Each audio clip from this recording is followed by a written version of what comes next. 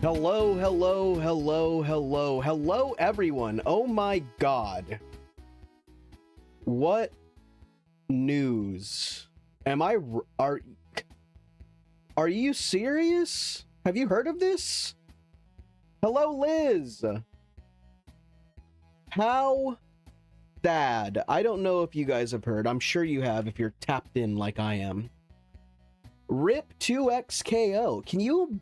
Can you believe it? I can. I liked 2XKO. 2XKO was good. Riot has taken it out back and shot it. They are continuing up until the end of 2026 and then no more. It's crazy. What I'm not excited about, what I am not excited about at all is hearing everybody's uneducated opinions on why it failed. Because with that comes some of the most annoying fighting game discourse, which we've done over and over and over and over, and I can't do it again. I cannot do is the reason 2XKO failed because fighting games are too hard. I can't do that again, man. They tried to make it so accessible. They really did. 2XKO is a good game. I enjoy playing it quite a bit. I'm sad. I'm sure we all saw it coming, but not 8 months in. The game hasn't even been out for a year, and they said, nah, we're done with that. We don't need it anymore. It's done. It's not doing well enough. It's crazy. It's insane. It's so sad. And with it, we're going to have all of the think pieces, all of the concepts and the ideas of like, well, you know, fighting games are just too hard. Why is it that games like League of Legends and Counter-Strike, how come games like that can hold an audience? And then we have to see everybody with their half-baked opinions on fighting games, which is interesting considering that today is going to be a stream where we go back and we help people get out of iron and bronze and stuff like that. This is part of the reason why I started wanting to teach people how to play fighting games, is because we're going to see these awful takes on fighting games are too hard. This is exactly why we can't play them. This is exactly why they're a niche genre. This is why we need to make motion inputs not a thing. It should have been a plat fighter. Guys, it's League of Legends. It's one of the most popular IPs to ever grace this earth. And you could blame Riot a lot in the way that they handled things, but holy smokes. You have a well-established IP, a good fighting game. Yeah, sure, they kind of fumbled the optics. It was in development for 10 years. Everybody was making fun of it. Came out with, what, 7, 8 characters? People trashed it. But the game was good. The game is good. They're still going to keep it up. I'm glad they're still keeping the servers up. But it is a damn shame that we have to live in a world where they didn't even get to the cool characters. We got Thresh, Samira and Lux, Teemo, Blitz. I love Blitz. But we didn't even get anywhere near like what could have been. Set. Riven. Renekton? Oh my god, can you imagine how cool it would have been to have Renekton in the game? Like, bro, it could have been so good. I'm so disappointed in Riot's decision. But I mean, what can you do? They barely added anyone. We got we got Caitlyn, Teemo, Thresh, who am I forgetting? Akali. Akali was cool. Akali was probably one of the coolest fighting game characters I've ever played in my life. That's the thing about 2XKO, is that it was legitimately good and it was legitimately fun. And I think where they were at in terms of like balance and stuff, like everybody was happy with it. You can't say that about League. You can't say that about Summoner's Rift. Nobody's happy with Summoner's Rift. Nobody's happy with... Dude, I don't even think we're gonna have Classic for as long as I want Classic to be a thing. I'm sitting in 3-minute queues to get into a Classic game. Nobody cares about Classic anymore. Which is crazy, because Classic is so fun. I like it more than Summoner's Rift. I don't know, man. It's bad. It's unfortunate. What can you say? It's so sad that they couldn't even give it a year. They lay off half of their development team and then they're surprised. It's so upsetting for such a good game too. And everybody who wanted to see it fail is probably going to be the most annoying person ever. We're never going to see Annie ride Tibbers around like Farah Tor from Mortal Kombat X. Riot, hire me. No, don't. You'd probably lay me off. Reddit? Yeah, Reddit's annoying. Dude, Twitter is already annoying. Twitter is already bad, which, like, I'm not surprised. Where did my phone go? Speaking of Twitter, oh, excuse me.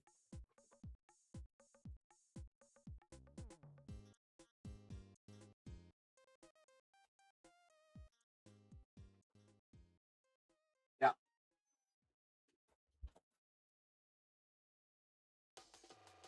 Yeah. Twitter is already horrible. I'm having to read bullshit on Twitter. I never want to read bullshit on Twitter unless it's good. I'm seeing stuff like, let's look at Twitter right now. Twitter, fighting game Twitter is crazy. But this is the other thing too. Consider the fact that everything Riot touches that isn't League of Legends, it dies so fast. They killed Legends of Runeterra. They shelved the platform fighter, the rumored platform fighter. They killed 2XKO. Is their TCG even up still?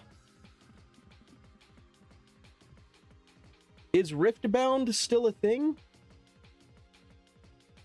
Looks like it.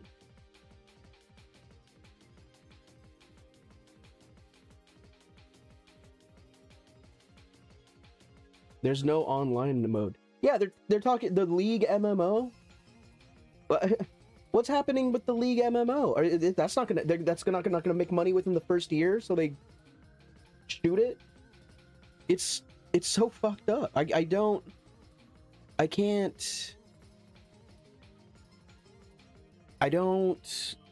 know, man. Like, it's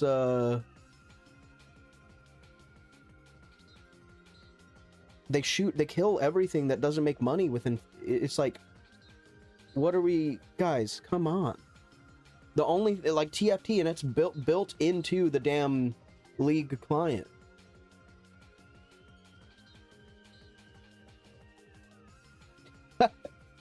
The name didn't help. The name definitely did not help at all. Everybody clowned the name. 2XKO. What a bad name. Project L was right there. That was a better name. L, League, Legends. It was right there. A classic Riot blunder. It's insane. And you know, and it's so much marginally better than 2XKO, but it's still better. It's still a better name. I can't believe it. It just and the news came so quick today. I booted up Twitter and it's like, hey guys, with a heavy heart, we regret to inform you that 2XKO has died. It was untreatable. Yeah, we know it was only 8 months old, but it wasn't making the shareholders money, so we have to get rid of it. Sorry. Enjoy Lux and Samira. They were pumping characters out so fast. Yeah.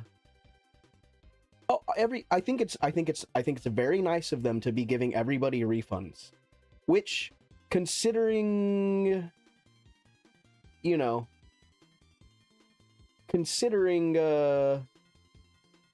the fact that they said that wasn't making money, for them to be giving money back is, there's something to be said about that. But, you know, whatever. At least it's still going to be online. At least it's still going to be up. Maybe if it continues to see some, I mean, people are still going to play it, right? I hope. I don't know.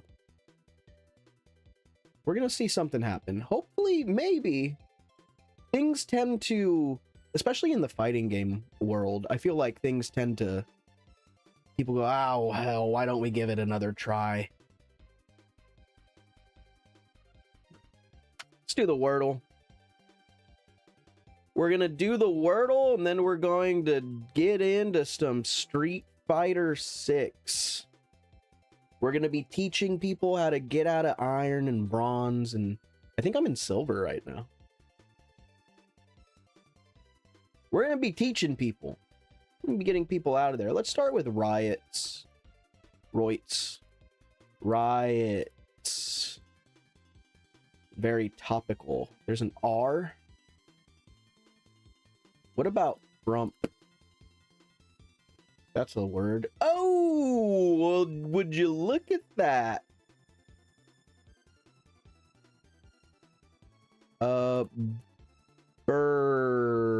Burmy, which is a Pokemon, I believe. Burly, no.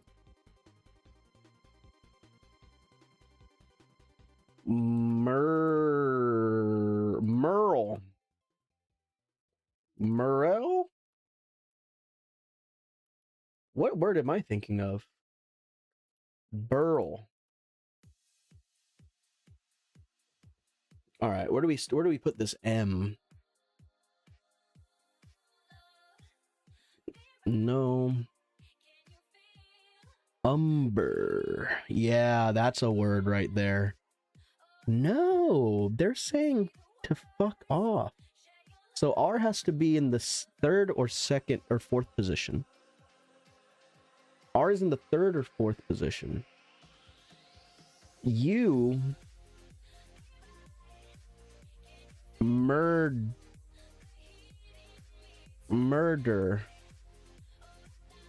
No R at the end. Mern. Charm. Real word? Nope. Churl? Okay, so R has to be in the third. Damn, dude, what's going on? R is here. Confirmed. Oh my god, is this a rumor? No. No, Jeremy, that's not where it goes. That's not where the R goes. R. M-U-R.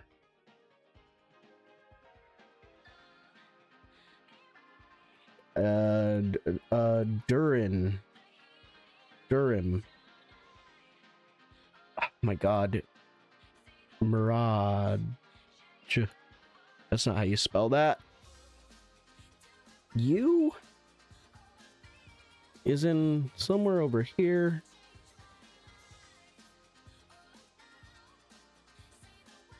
Could be like that.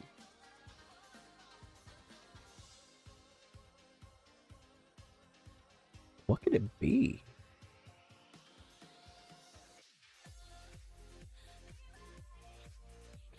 Could it either starts with or ends with an M?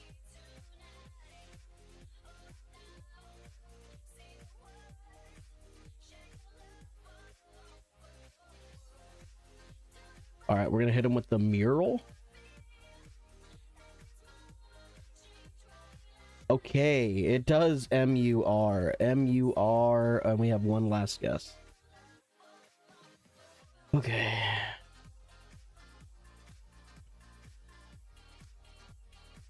Merv? Mert? Merd?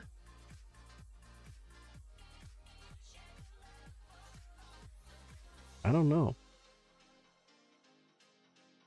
I don't know. Where are we? Where are we?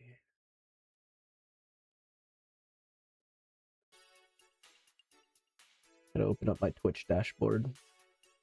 Stream manager, you know what I'm saying.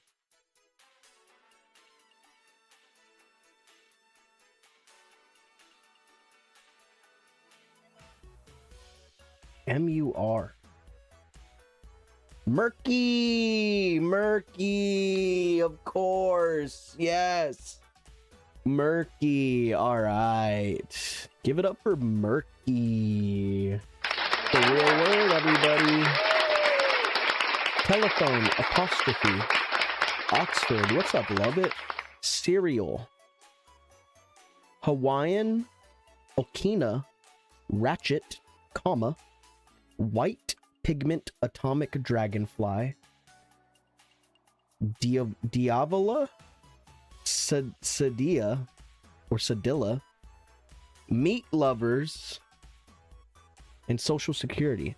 Well, obviously, they're trying to make me think that meat lovers and Hawaiian are pizzas, but I don't think that that works. 2XKO got taken out back and shot. Did you not hear the news? They're ending support for 2XKO at the end of the year. They didn't even get a full year. They just said, it's not doing well. Let's get it out of here. So crazy. It's so sad. Hawaiian. Telephone pole. Atomic. Atom. Dragon.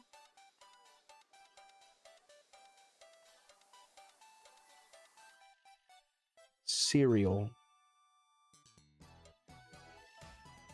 Social security.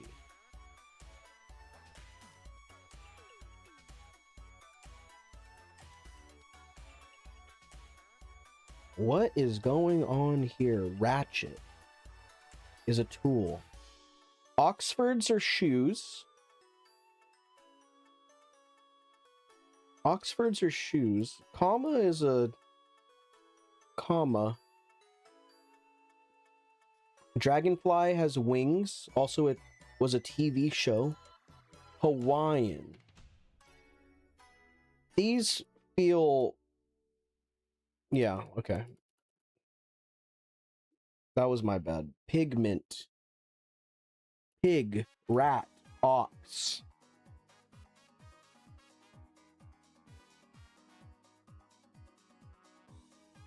Pig, rat, ox. Oh, yeah. Cereal could be like a series. You're right. Show dog. Hemingway, come here. Come here.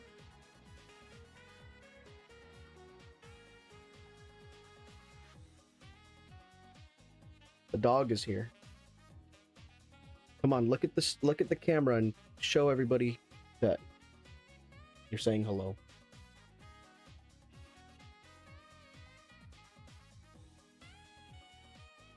This is a good guy. Look, Hemingway.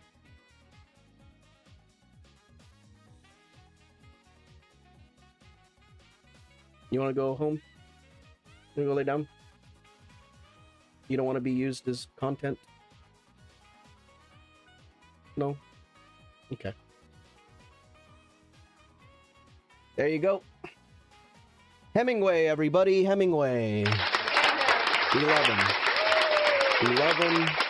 We feel a way about him. Ox, rat, pig.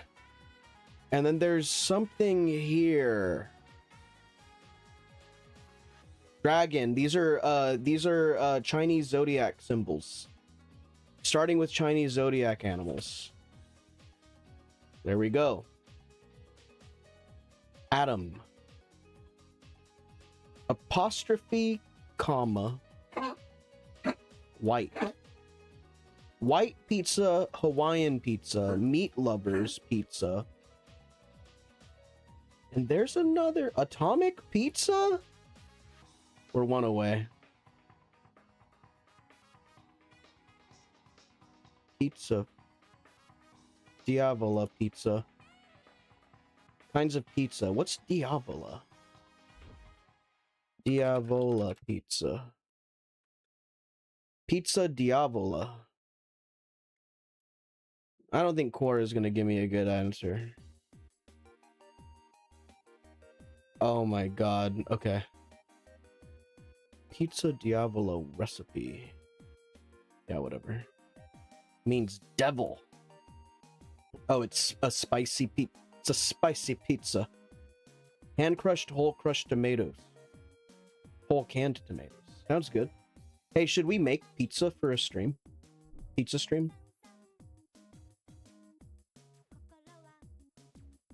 Pizza stream sounds good. Pizza stream sounds really fucking fun. All right, where are we? Social Security. Oh, yeah. Yeah, pizza stream. Throw the pizza in the damn air. Yeah, that's actually a great idea, actually. I've got balls of steel. Telephone. Telephone line. Atomic. Comma. Of course.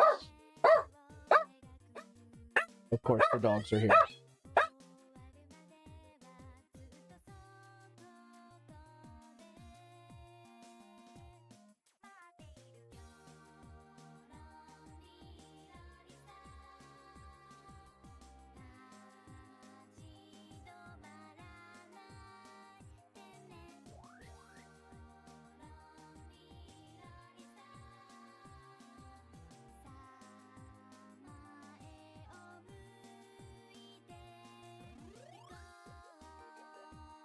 Okay, we're back.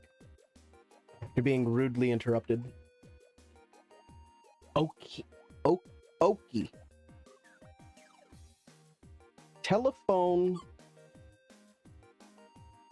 A Hawaiian consonant. Okay. So these are... We're one away. Sadilla. Sadia. It's grammar. Similarly shaped typographical marks. I feel like the hint really kind of ruined that for us. Kinds of numbers. Why didn't I think of that? What's a Sadilla? Sadias? What the hell? Always learning stuff. A hook-shaped mark. Oh.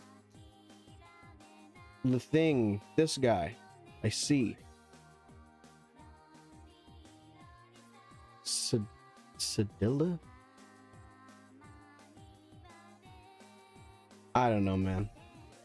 I don't know. Quite annoying. That one's definitely like, oh my god.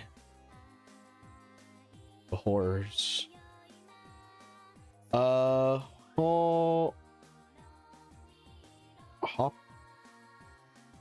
Hopples. Nope. Holy. This is Holly.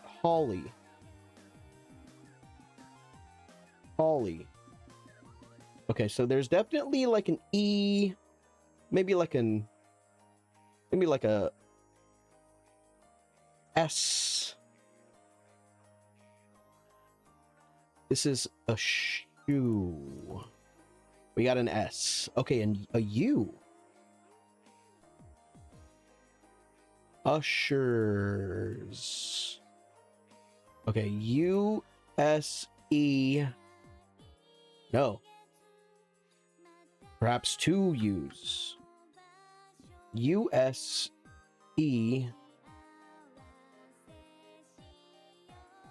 U?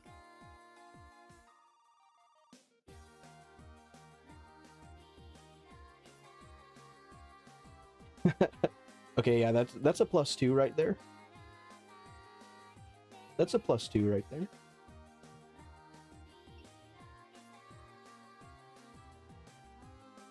Maybe the U is not there. Use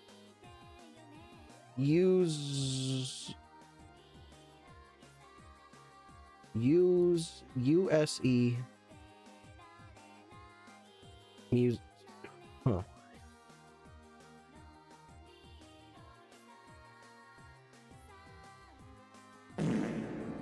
Lots of questionable. E. C? Maybe a C or a... Remington! How do you keep taking your phone?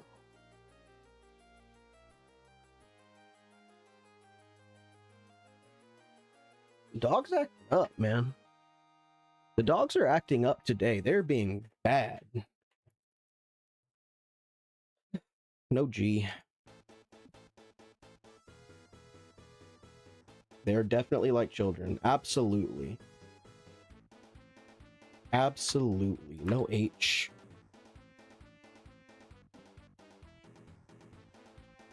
Useless. It's useless.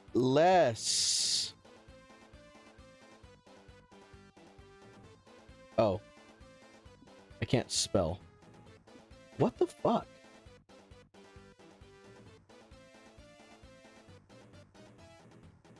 No O. Maybe a P?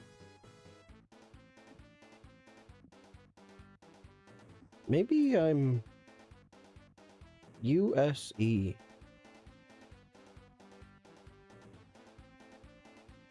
F?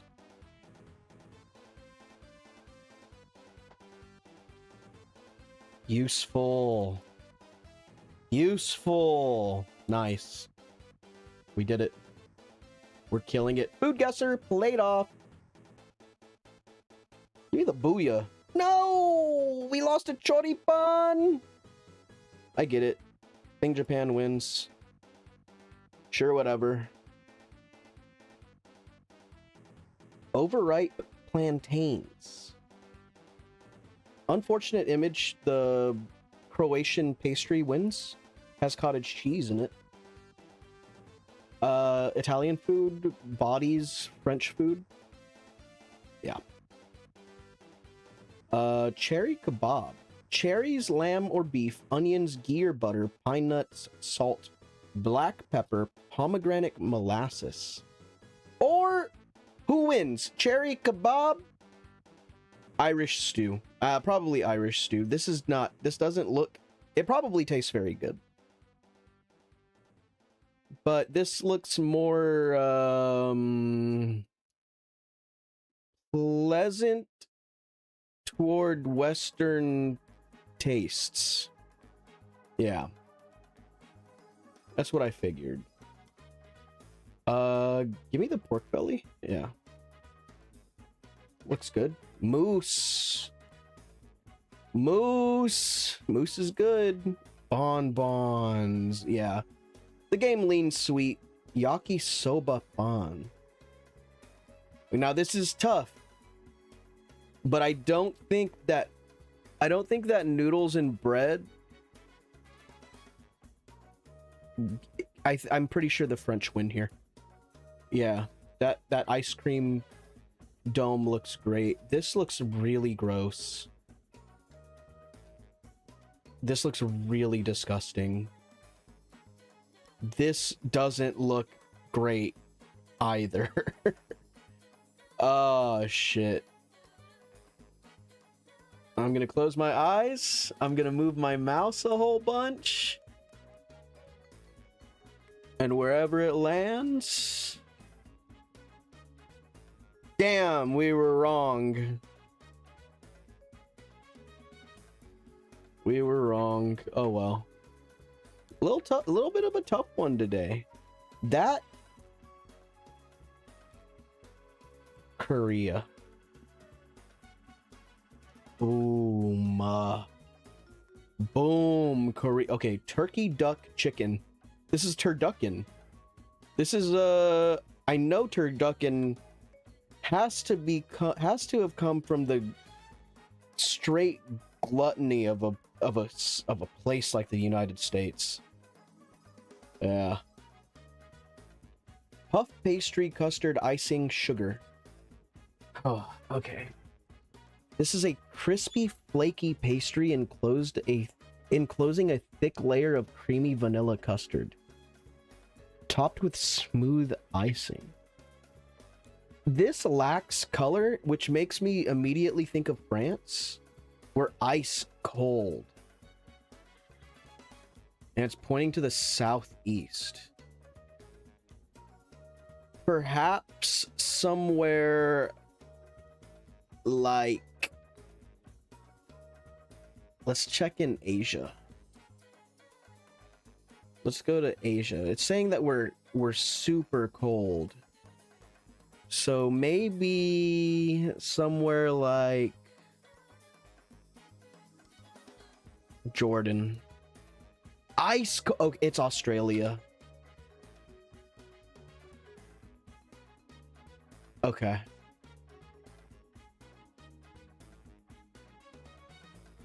Because the snot block. Generally about to cry and rip my hair out. Me too. Me when I heard about 2XKO closing down. Not bad. Not a bad one. Not a bad one. The pizza wins for sure.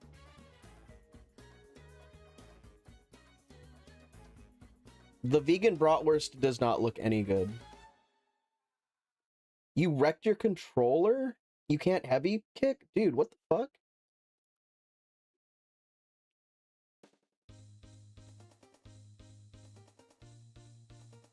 How'd you break your controller? Sausage on this, or the black Korean fried chicken burger. This doesn't look... Oh, wait. It's from Japan. Uh-oh. It does look awful. But the black bun doesn't... I'm torn. I'm torn.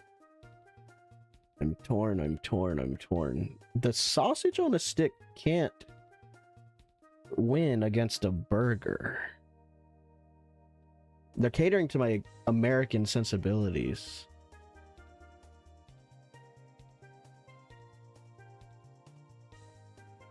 What kind of controller do you use? Xbox or PlayStation? Sausage? Fried chicken burger, though. The sausage looks bad. I hate the buff that Asian countries get.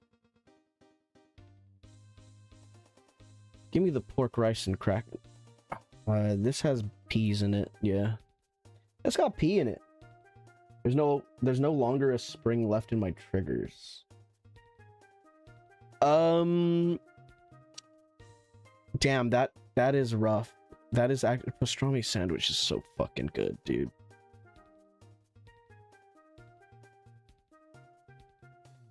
Wait, go back? Can I not go back? There was a League of Legends reference in my Scrandle today. Is that the only controller you have?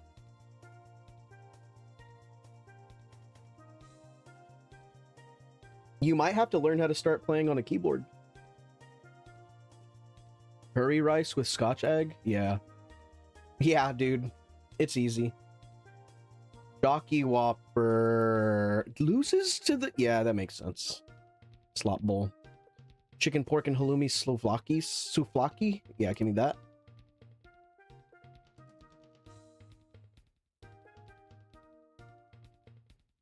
Oh, you play on PlayStation 5. I'm sorry, I always just think that people... I forget that people play on console. The bratwurst and the pretzel, man. Breakfast box, easy. That pizza looks really good. Double pepperoni on it. Give it all to me. 8 out of 10, not bad. Catfishing!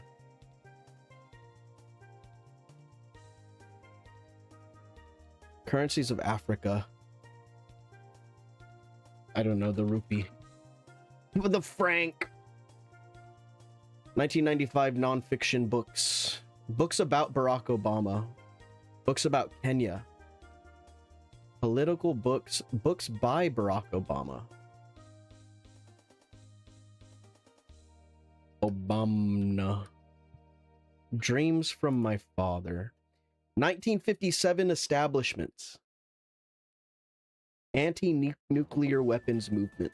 1957 establishments in Canada. Damn, all of these are fucking with me. The Pugwash conferences on science and world affairs.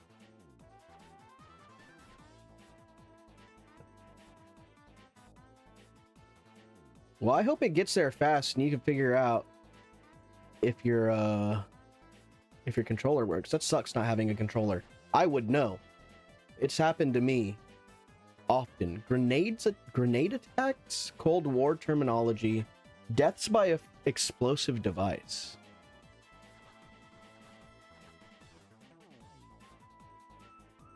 Killing by type. React. What could this be? Fragging. Wow. If it said something like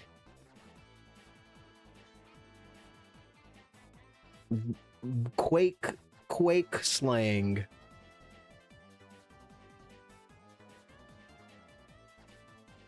Maybe it's time to switch to a fight stick. No, those are expensive too. Condé Nast websites. Internet forums. Proprietary wiki software? Is this... It's an aggregation website.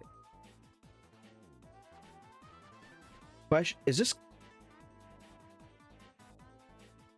this Quora? Reddit! Come on!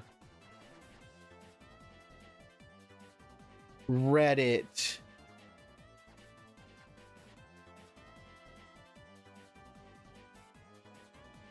Reddit.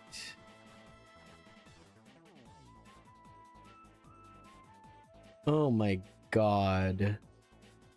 Literary hop bearers of the fuck, what's his name? Why is his name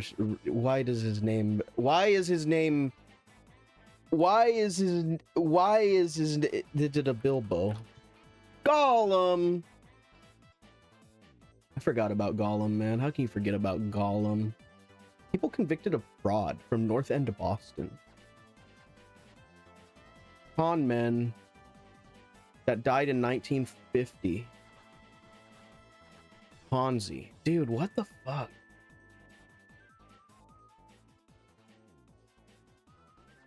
I'm it says homo. History of Gibraltar. Dude, they're fucking me today. Pillars of Hercules. Minerals in space. Ocean. What is this? It's ice. Zero. We straight look at this curve, dude. Whoever got 15, whoever got all 10 is wrong, is so So I lost to ice. It's crazy I couldn't even get ice.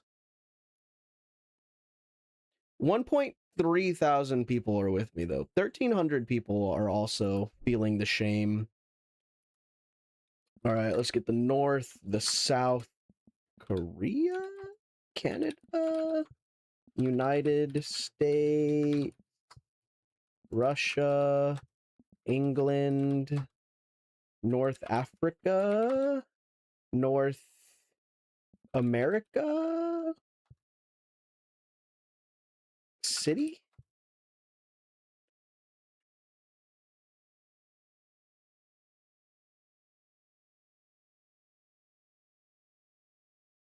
town, country,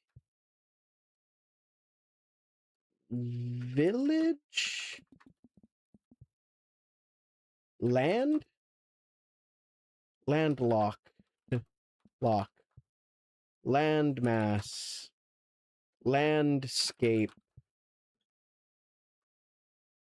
the blank blank in North America. All right, we're gonna hit them with the largest, smallest. Is it a building? New York. New York. No New York.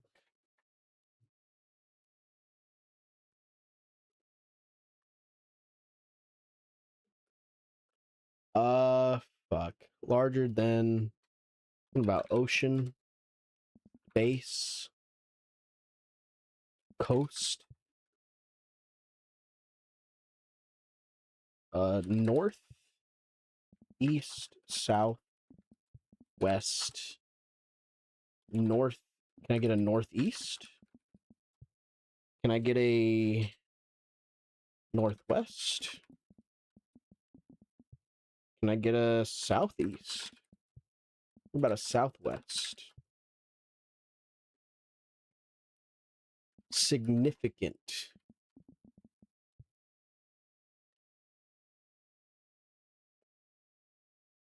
It's not a building.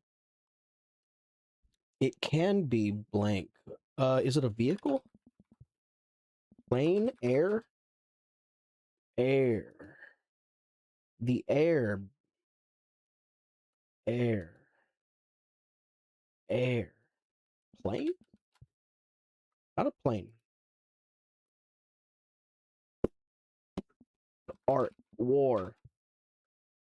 World.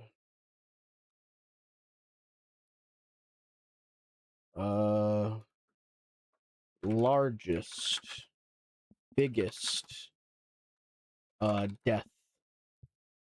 Live. History.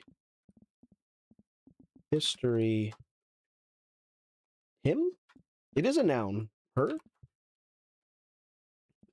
Family? In the family. Okay. Okay. Fish. Bear. Animal. Member. In the family. Okay, native. Oh, falcon. Holy shit, nice. How'd you get falcon? Falcon's crazy. What is... Damn, you fucking one-shotted falcon.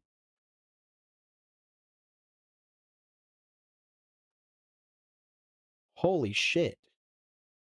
What is it? What's the answer?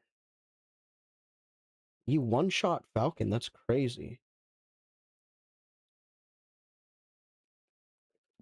For green... I've... Whoop. Wow. Good shit, Trip. Damn. You bodied that. That's crazy. Alright, let's do the bandle. Let's do the bandle. Let's do the bandle. Whoops. Show me the bundle. What do we got today? It was released in 2023. It has 1.3 billion views, and they're saying it's easy. It's not Captain Falcon. I thought Blood Falcon. This is...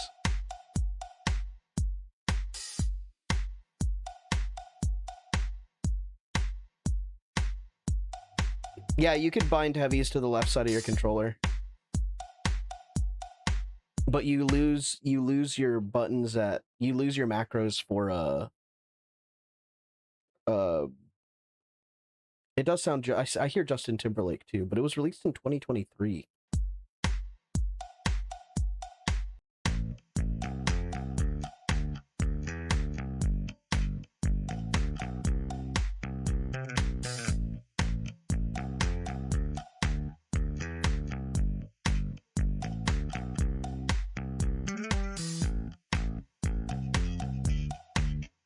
It is flowers. It is flowers.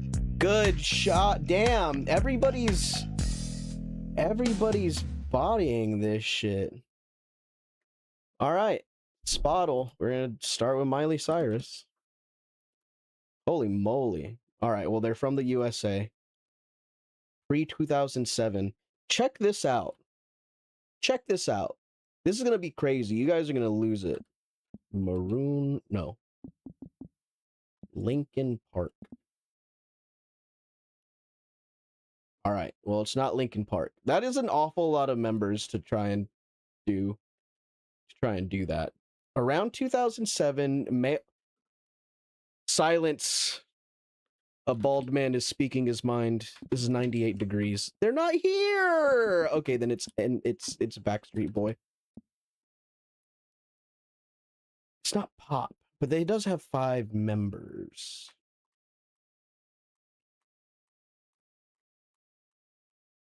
Pre-1996, 5 members.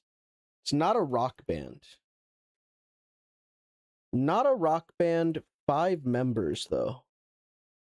In 1996. This is interesting. Boys to Men. No. There's 3 of them. There's 3 boys whom became men. It's not R&B. You know the answer?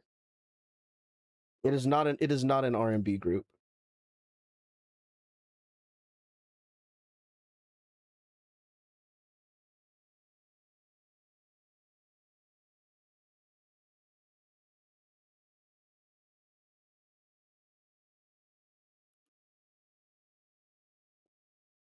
Yeah, let it rip. What is it? Can I get a Tribe Called Quest? It's not hip hop either. Deftones? That makes sense. Metal, yeah. That band, yeah. I don't get the Deftones. I don't get Deftones appreciation. Metal is weird, a weird genre for them to fit in. Would have never guessed Deftones in my life, actually. Sade? This is a crazy one. This is a crazy one.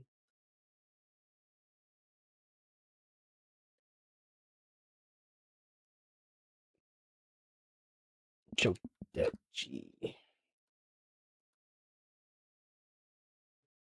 No, you really fucking blew it there, Trip. This is unacceptable. Absolutely unacceptable.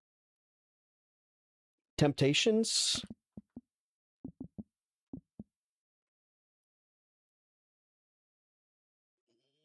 People fuck with the Temptations. Tate McRae? Zara. I've never... They're the same to me. Zara Larson and Tate McRae are the same to me. Look at that. 86, 87. Van Halen? Def Leppard. obviously. Same band. Look at that. 74, 75. Kid Cudi. Interesting. Kid Cudi, interesting. Okay.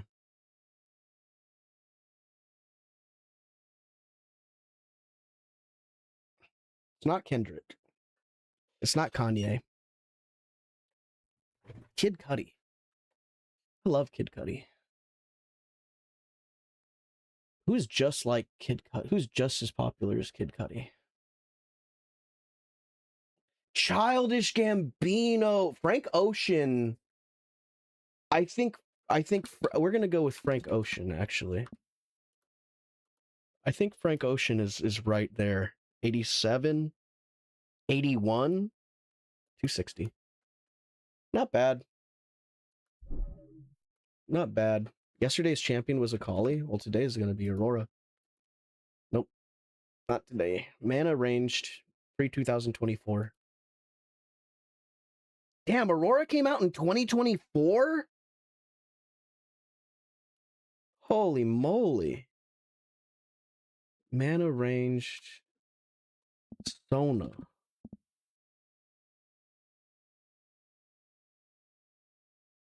Damn. We love a lulled one too. We never get a lulled one too. Smash Duel? I mean, Marth?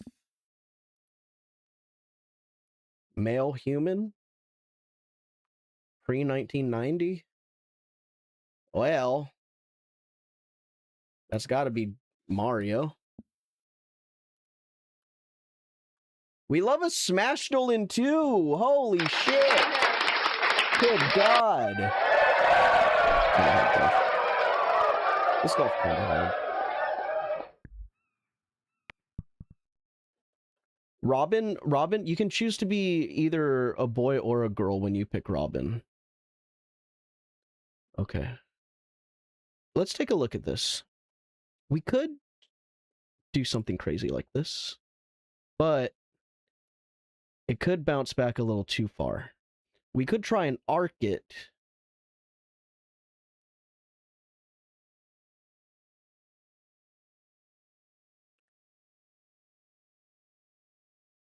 Damn, this is...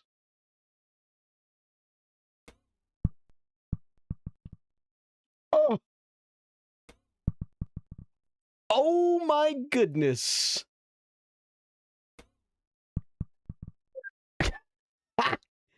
Wow. Well, he has done it. He's done it again. Can you believe it? I can't.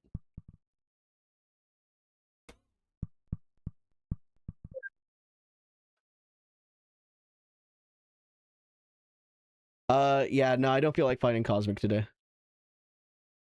I've never been a I'm gonna fight this guy on stream kind of dude. It's not ever really been my thing. Which I know is a little ironic since I'm playing, like, ranked and stuff, but that's different. That's not an actual person. Can you please?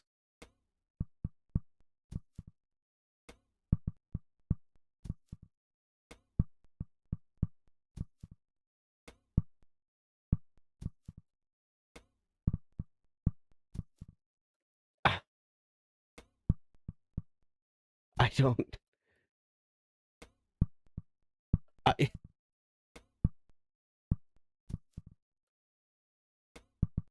I'm losing my marbles? Is this a joke?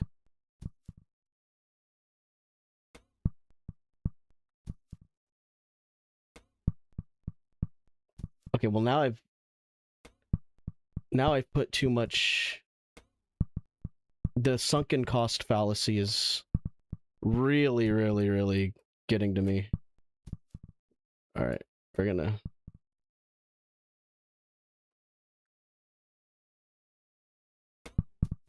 I don't know what you want from me, man.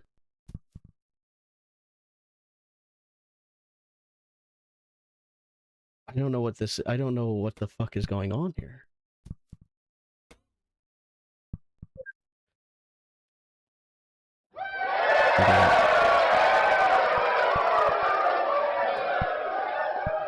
We did it.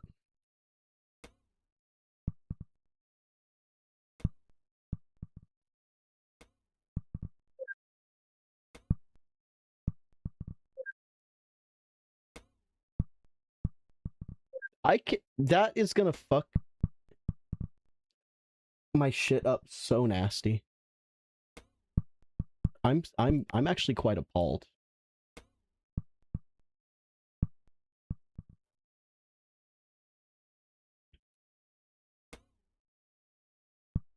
I mean, you're kind of all right with you're used to some stick drift, right? So like, it can't be the worst. It's better than no controller. This, I don't even want to see what the plus 14. Oh my god, can you believe this? Can you believe this shit? Alright. Alright. We're headed down to the depths today. We are headed down to the depths today. Today we are doing our Street Fighter 6.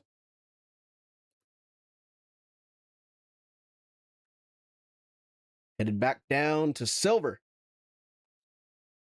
Seeing what's going on. I need to change the I need to change our title.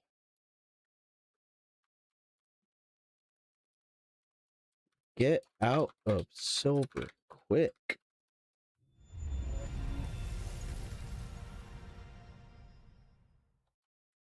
Helping new players. Helping new players and VOD review. Street Fighter 6. Teaching new players. Beautiful. Doctors hate this one simple trick. It's called smurfing. Hold it down back. They can't figure out what to do after that. Oh, my controller's not even plugged in.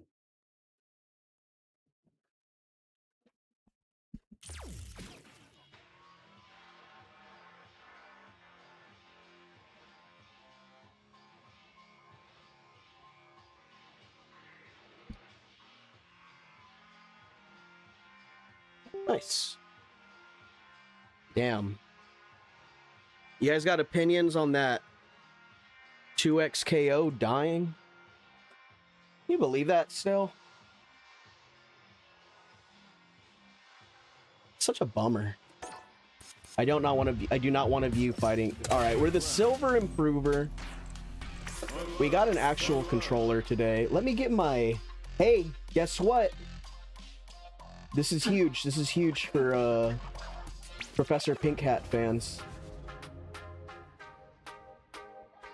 We got our fucking drawing board back, dude. Our drawing board has returned.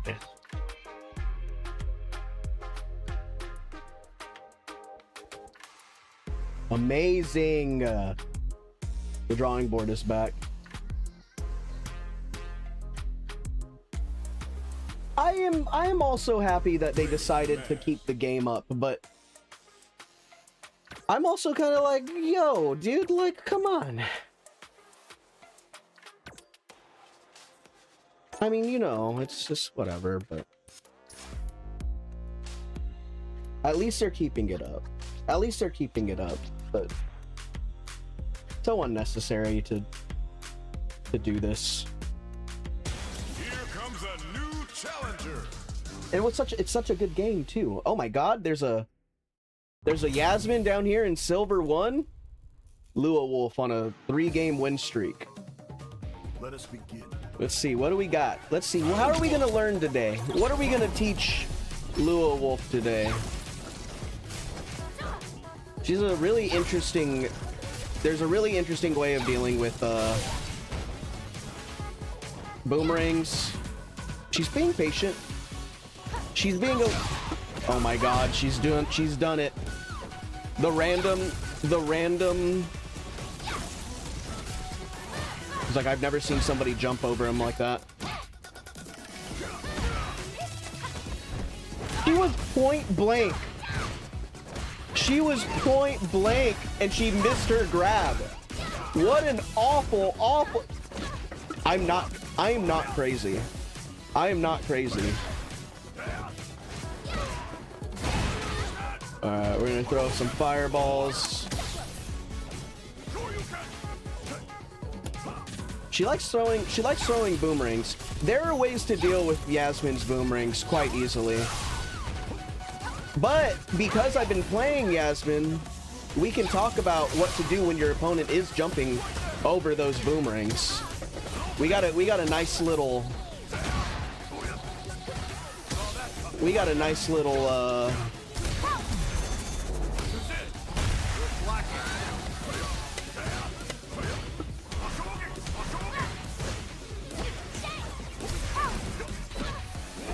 Alright, we're gonna let her kill me.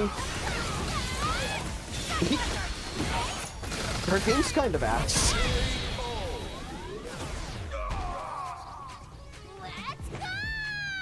We're gonna let her kill me. I think her theme, I often like even forget that it's her theme. It's very generic, kind of like her. Alright, so when Yasmin's throwing boomerangs like that, you can just dry brush on reaction. She's doing her demon flips on me.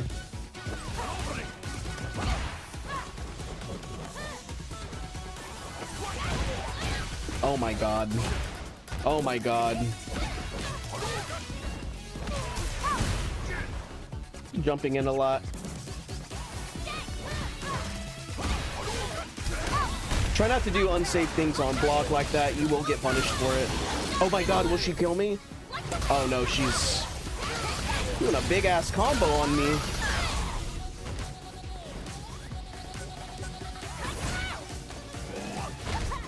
Interesting.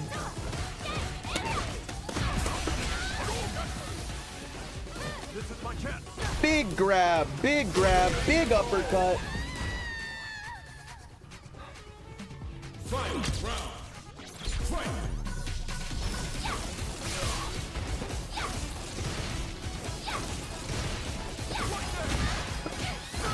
Yeah, so if you see Yasmin throwing boomerangs, you can kind of just dry brush them on reaction, which is really annoying. They gotta be ready for it, which means that they also can't throw boomerangs too close. Because if they do, they can eat a dry brush, and that's not great. She has good, decent little spacing. Just like that. But there are ways to deal with it as an opponent as well. Like, you can perfect parry the boomerangs. You can just block them. But if you're close enough, you can just punish with a dry brush in. I think that's probably your best option, is dry brushing in and then... Uh-oh. Oh, shit, Louisville. My bad. I didn't mean to kill you. It's habit. It's habit. It's habit. But we got an opportunity to learn something. He just blocked him.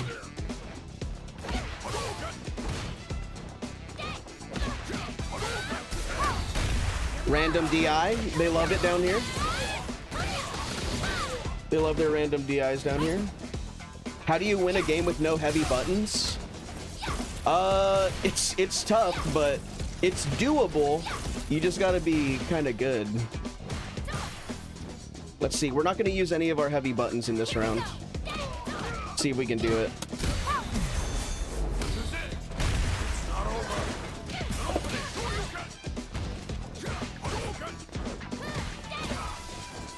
No heavy buttons this round.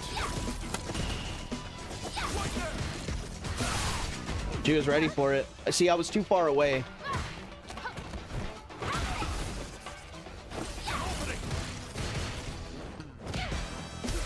Oh my god, are we playing third strike? Crouching medium punch anti-air?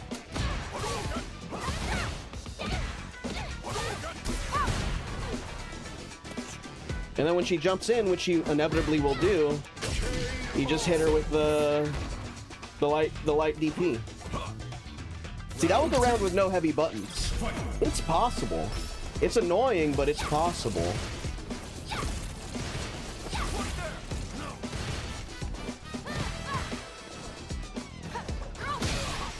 And then her demon flip makes no sense. How do I deal with her demon flip? You kind of just let her do it. Yeah, I'm glad that it's working for her, though. It's very nice that it's working for her.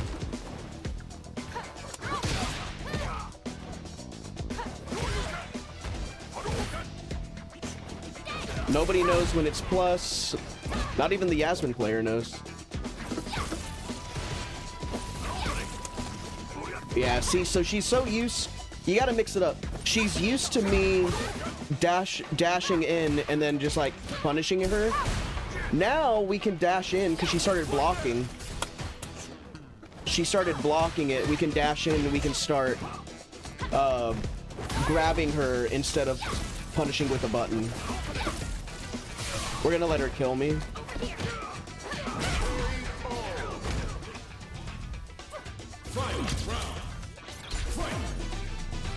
What else do we got here? We're not using any buttons.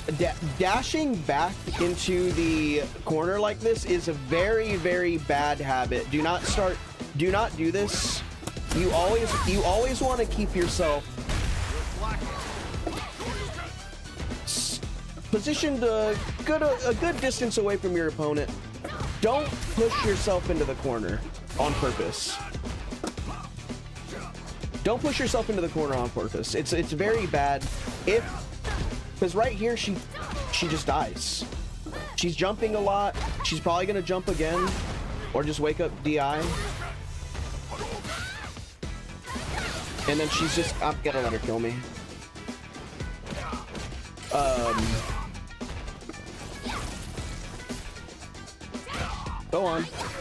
Go on, beat my ass.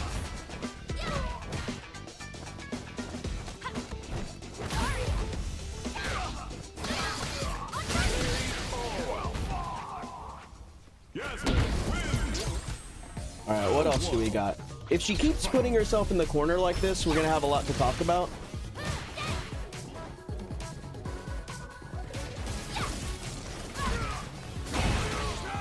We wake up with a DP. Yeah, so now she's put herself in the corner, and this is the thing. This is why we don't do this, because now she has no options, so she's going to be making a lot of mistakes. She's going to be doing a lot of risky plays and trying to get out of the corner, like using a random DI, jumping in unsafe like. She's going to do it again, and now she's in the corner again. Or I'll let her kill me. She actually let me take her from one side of the corner all the way to the other side of the corner. So, like, that's also not a great idea. Hello, it's coaching? Yeah, we're doing a little coaching. We're playing some online ranked with people in silver. Usually when I'm done with ranked, I will open my dojo up for people to come in and do some, you know, coaching and drills and stuff like that. I also do VOD reviews. Now, keep in mind, this is for new players. If you're a master, there's not really much I can coach you with. This is for, like, beginners, people below platinum, still trying to learn the game and trying to get, you know, an understanding of, like, anti-airs, why being in the corner is bad, the concepts of spacing, trying not to do things unsafe on block, trying not to jump into your opponent so much. Like, this is kind of what we're talking about right here. This Yasmin has a habit of putting herself in the corner. She also has a habit of throwing fireballs unsafe like, and just to wake up. We're gonna let her kill me. But yeah, if you want to go ahead and send in that, replay, I'll take a look at it.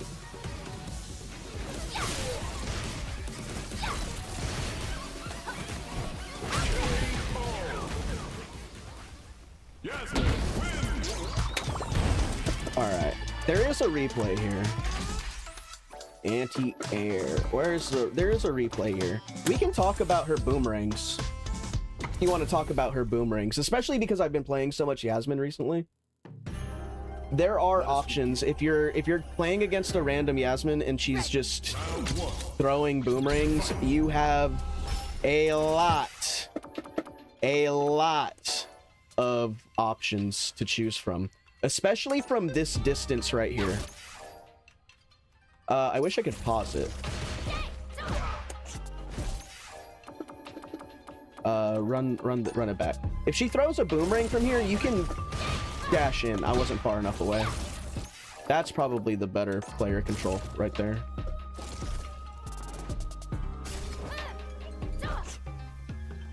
Let's see. I move up.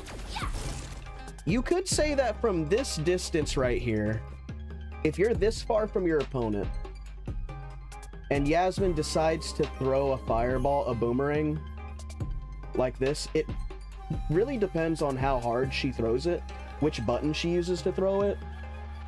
But oftentimes, because this has happened to me a lot, this is why I don't like throwing boomerangs in neutral. I like to wait for the knockdown, and even then it's not that safe. You can just drive rush in and start your offense, which is something that I showed earlier. You can just, oh my god, please.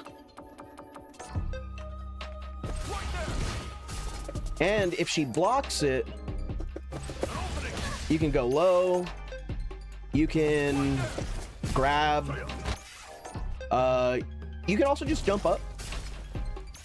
Now, if your opponent jumps up, that's when Yasmin gets to have fun. Because I believe I jump up right here. I jump backwards. Yeah. So, this is really fun if you're playing as Yasmin. Where's the boomerang? Right here? So, the boomerang's coming from behind me right now. I choose to jump backwards. Yasmin can do this, which is really fun to do. Oh, it's not. You can catch the jump back by drive rushing in and then doing your EXDP. It's really fun if you time it correctly. It's really, really fun. That is one of my... The boomerang is just a really, really fun... Like, that's why I think Yasmin's fun. But, you know, whatever. Anyways, let's take a look at this replay right here. Let's take a look at this damn replay. What do you got for me today, Trip?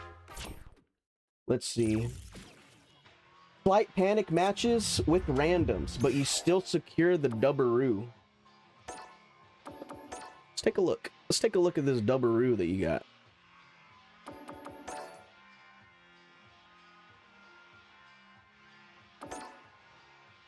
Ooh. Oh yeah, I forget you're playing Terry. Which is good, because I think... Oh, I like that Terry. Is that the bronze Terry? It's the bronze Terry. Alright, so we're going to slow it down a little bit. Iron 5 Terry. What do we got?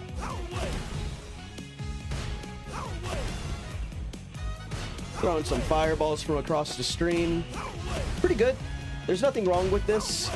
The Marisa is going to have to figure out how to get in. She starts with jumping. Obviously, great idea. She's being really patient.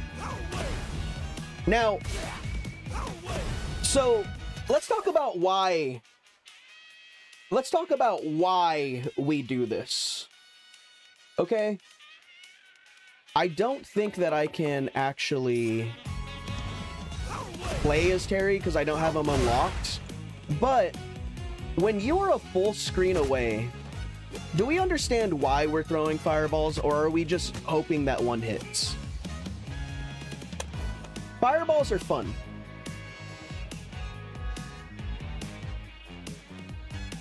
2x KO is dead, and it is a damn shame. So fireballs are fun. What do fireballs exist to cover space in front of you? When you throw Terry's fireball, it travels across the ground, and your opponent has to choose to block it, which she was doing for a very long time during the beginning of the round. You had her a full screen away, and then she was just sitting there and blocking. Now, we've talked about dealing with fireballs before. You can safely jump in at a distance, but when you're spamming fireballs like this, you're doing it for a reason. And the reason you're doing it is to try and get your opponent to commit to an option that you can punish them for. So if Marissa were actually like right here instead of in the air, imagine that she's not in the air. We're gonna color her out real quick. Imagine she's not in the air, okay? Imagine she's actually right here. Big old gal right here. If you're throwing a fireball at this distance, first off, very dangerous. Because then if she were to jump over it, you would get punished for it. But if you're anticipating the jump, which you should be if you're throwing fireballs, you're trying to condition them to jump. You're trying to condition them to believe you're going to throw the fireball. This is when you don't throw nothing at all, and instead you're waiting for the jump to happen, and then you hit them with your rising tackle, which I'm assuming we're going to see happen soon, I hope. See, that would have been a nice opportunity right there. I wonder if they'll let me pick Terry up, even if I don't play him.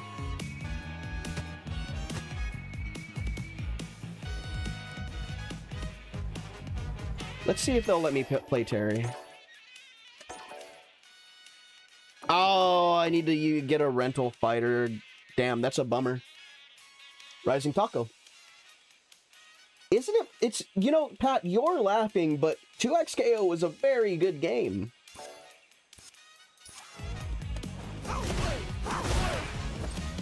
Throwing fireballs.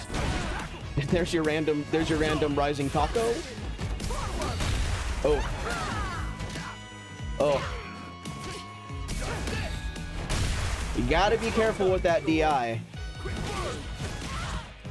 What do you get after that? You can get a grab too. Whoa! Don't do that! Do not do that. Ever. This is so dangerous. And a good player would have punished you.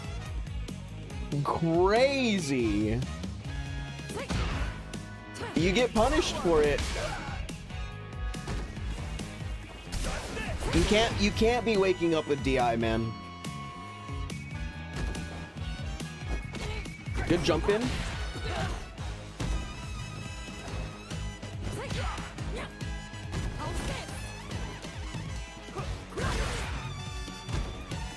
Yeah, I mean at that, if you're choosing this Marissa, these people down here in Iron don't know that you're minus on block. They probably aren't gonna press. Or maybe they will. You never know. I'm looking at it from a perspective of like, well, why would they press there? But I could be wrong.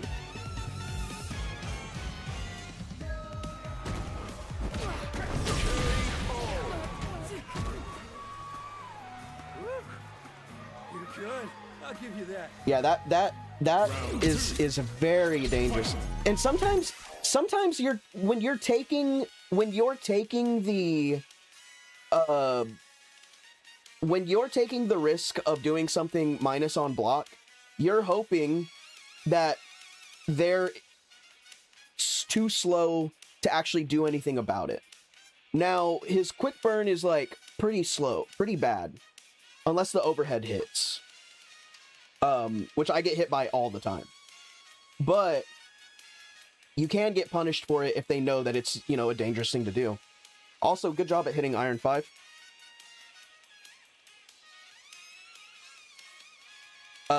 But you're taking that risk of hoping that the overhead hit, you know? And part of taking that risk in a game that's so risk-reward based is that if you choose that option and you get you're going to get punished for it if they block it. You have to reconcile with that. Remington! The dogs are being so bad today.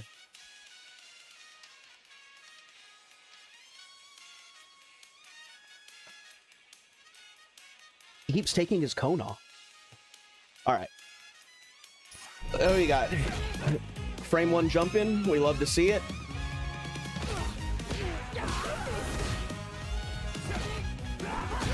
Oh, get whiffed. Now that's a great fireball right there.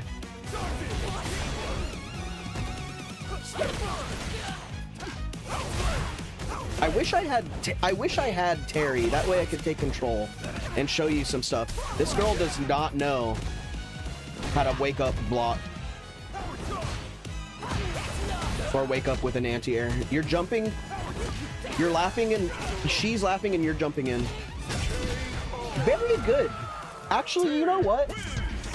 I could go on and wax on and on about how, like, you shouldn't be jumping in, but I think you noticed that she wasn't anti-airing you and you took advantage of it. And so there is a balance, right?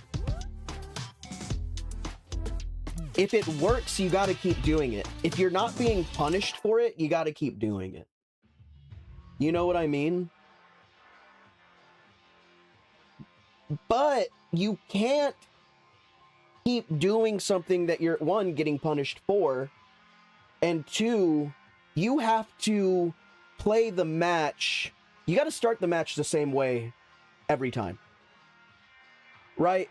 If you noticed that they're not anti-airing you and you keep jumping in and doing that and punishing them for not anti-airing you, that's actually smart and good. But you have to first realize that they're not anti-airing you. Which again, as we've spoken quite a bit down here in Iron, they're not gonna anti-air you. But when they start anti-airing you is when you stop jumping in.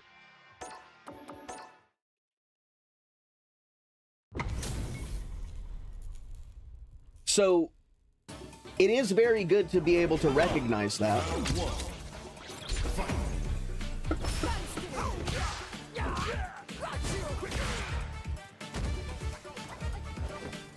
Jump up, fall down with the karate chop, point blank fireball in her face.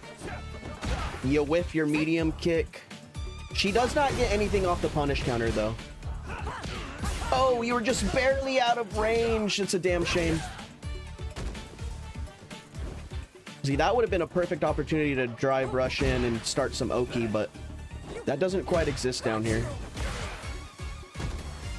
All right, she's in your face. She presses. Oh, she jumps. Wow, interesting. Oh, no. Wow, what happened there? Let's actually take a look at that. Let's go back to round 1 and let's see why you lost. Get ready. Give me your best shot. Round 1. Fight. Let's see the mistakes that you make that lead to your loss. Well, she starts with a drive. Nobody could have anticipated the round start drive rush in, beating your fireball. Nobody, never. Get ready. Give me your best. You start with a fireball. She drive rushes in, and you eat a nice little target combo. She dashes in, you jump up, which I agree with. You were a little slow on the air-to-air. It's very difficult because when you find yourself in situations like this, it's kind of like a what's it called? It's kind of like a situation where the person who realizes that you're both in the air at the same time first. Like you guys, it looks like you guys kind of both realized it at the same time. Hers just came out faster. You went with a kick. She went with a punch. So you ate that. You ate that. So it feels like this game was lost off of like she kind of whiff punished your ass. And then this is too slow, and then she was able to catch you there. And then continue with a decent little combo. She does a lot of damage too. She doesn't need to win a lot of interactions. And you're kind of just... You're just pressing buttons. She's in the air. You're just mashing medium kick. You're fighting demons down here for some reason. You're just mashing medium kick. Yeah. We lose because you had beef with the floor. That's very funny. We lose because of point blank fireballs as well.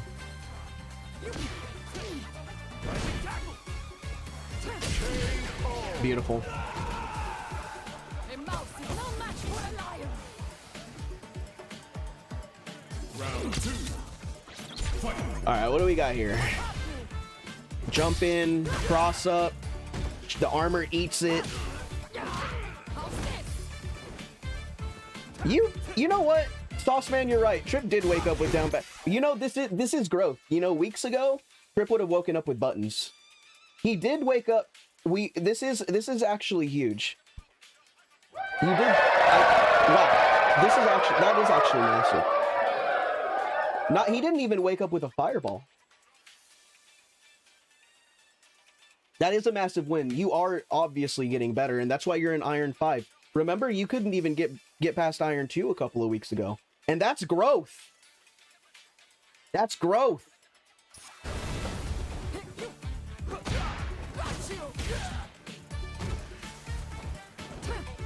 Another jump. Another jump in. She blocked it. She let go of block, obviously. Oh no. Another jump in. Oh, I like this. This is also really nice. You know, instead, a younger Trip, a Trip from 2 weeks ago would have thrown a fireball. Instead, you said, you know what? I'm just gonna press it. I'm gonna do my quick burn real quick. That's a different option. It worked for you, because the Lord knows they're not gonna land off of like a collision in the air and start blocking. At least not down here. And you took full advantage of that.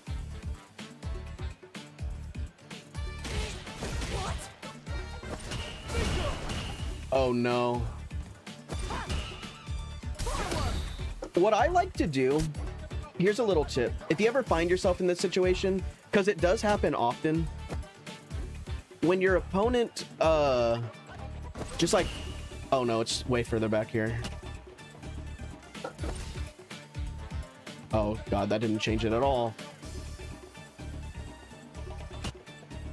This is what I like to do. It keeps you kind of safe. Oftentimes your opponent will like do I don't think it's random.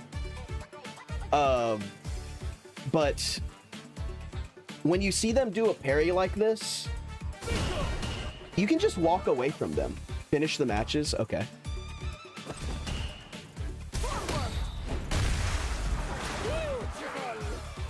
I don't know what you want, a VOD review or not. Pick one.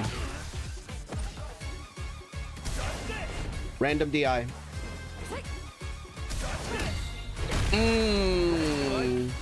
I don't like it, but it worked.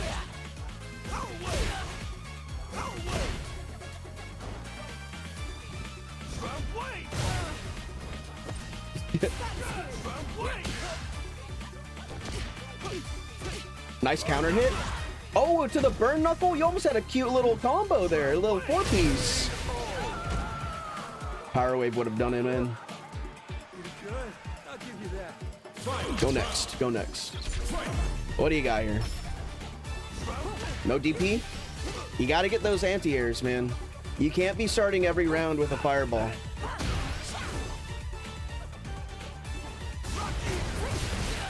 Your fireballs are not a replacement for your rising. What the fuck? You need to punish that every time. Holy moly.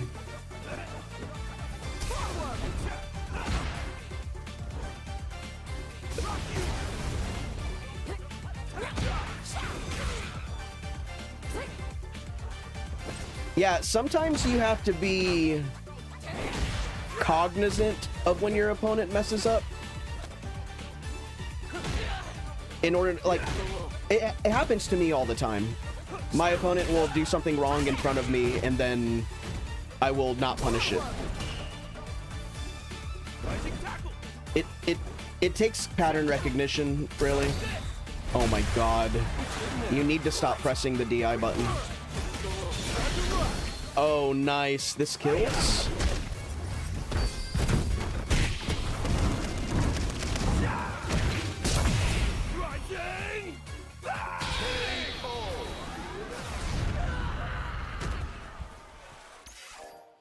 Very nice. I know you...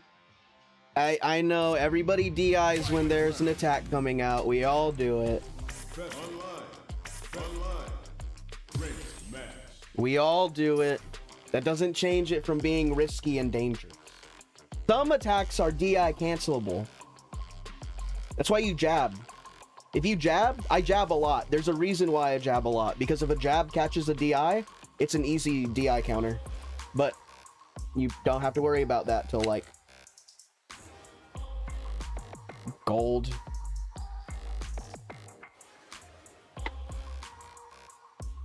Silver even. People... We're gonna run into people with who will be doing random DIs. Especially down here. I will show you how good a quick little jab can save you. Another Yasmin? This is weird. Are they all down here? They're all down here, huh? Let us begin. Round one. Fight. All right, what do we got? What is she doing? I got one of them too. Good whip punish. Standing heavy punch is quite fun. They're everywhere, dude. I don't see them. All right, so there's a random DI. Can she anti-air me? She knows how to block. There we go.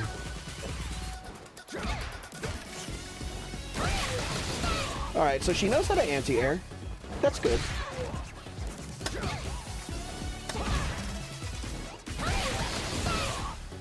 You fight them all? Dude, I never come across them. All right, so this guy knows how to deal with jump-ins, which is really good.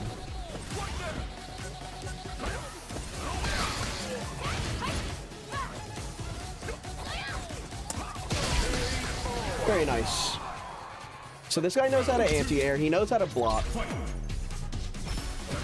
He has some decent spacing. Kind of very reliant on that standing heavy punch.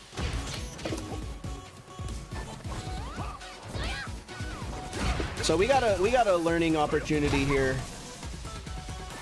We're gonna talk about knowing your opponent's distance that they cover. So if we can stay just outside of her standing heavy punch, which she likes to throw out, we can punish it. We can get big punishes off of it.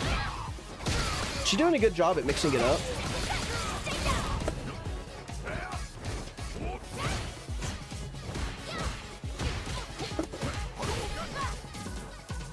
Here it comes.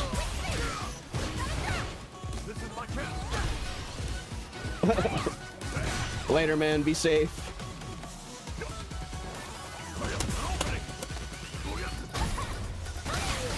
Ooh, wake up DP. All right, where's the heavy punch?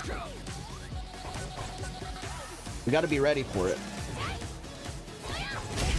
Just like that. You gotta be careful. Her standing heavy punch is good, but you want it to hit.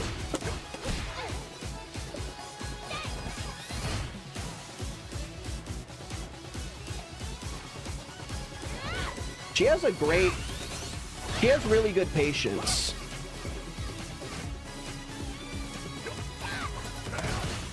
She has really good patience, but we can take advantage of it by walking up and grabbing her.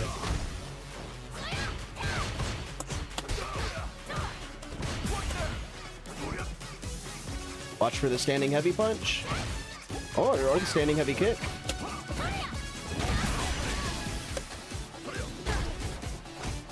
She doesn't DP this time. And I was very, very, very, very aware. We're gonna let her kill me. Being aware of your opponent. She DP'd once. That changed the entire way that I approached that wake-up situation. Just off of being DP'd once on her wake-up, completely changed the way that I approached that. Because oftentimes, if the DP works and it hits, chances are they're probably going to do it again. And if you have that ability to recognize that, it should change. It should change the way that you approach them when they're on the ground.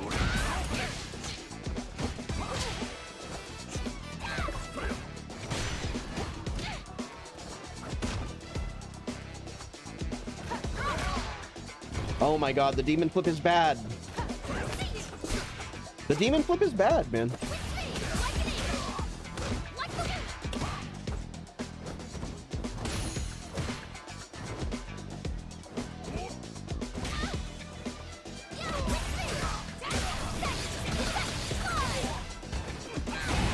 See, I can wake up DP. I can do that too.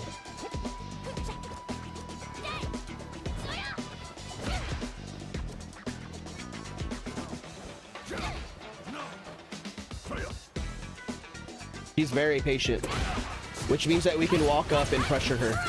If you notice your opponent being really, really passive like that, you can usually kind of just walk up and bully them.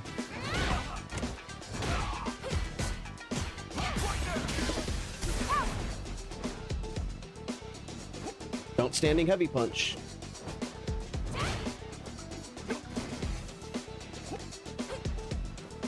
Look at all that space look at all this space I'm able to cover just because she kind of doesn't throw out a lot of she knows she wants to hit with that standing heavy punch, but she could be like crouch medium punching.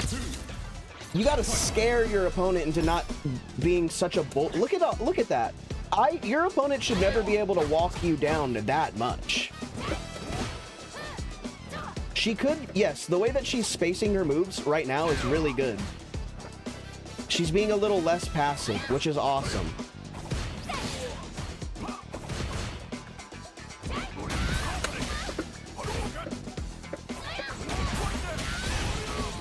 You can get a nice little combo off of that.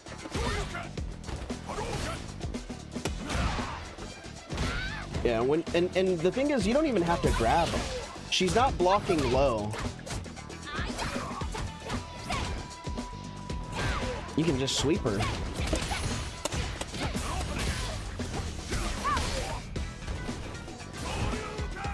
Uh-oh.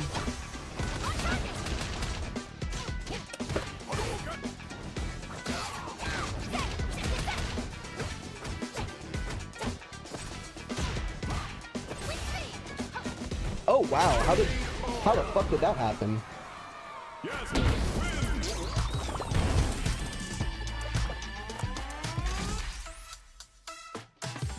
All right, let's go to the next. Oh, we don't. I was supposed to go to training mode.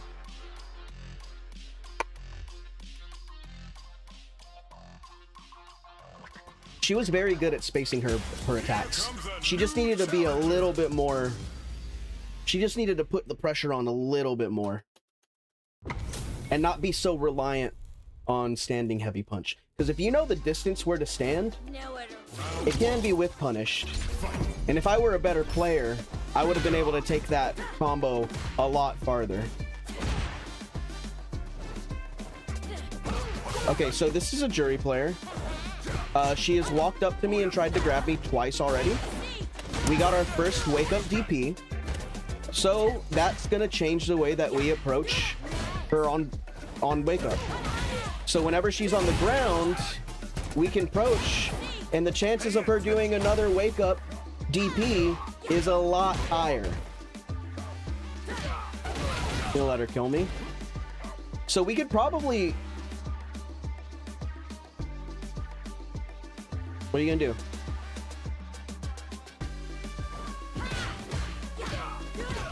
What are we gonna do, man? Are you gonna, what, a person I have to pretend to fight? All right. Round 2. Fight. So we've already seen 2 DPs on wake up. We're gonna see if we can keep.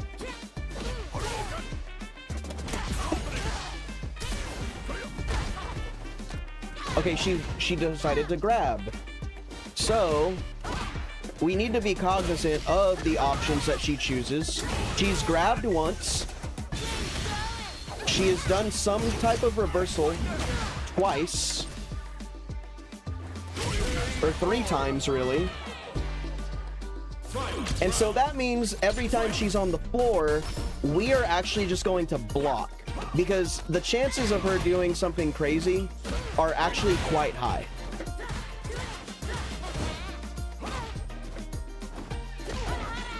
So, oh wow, that was a good tech.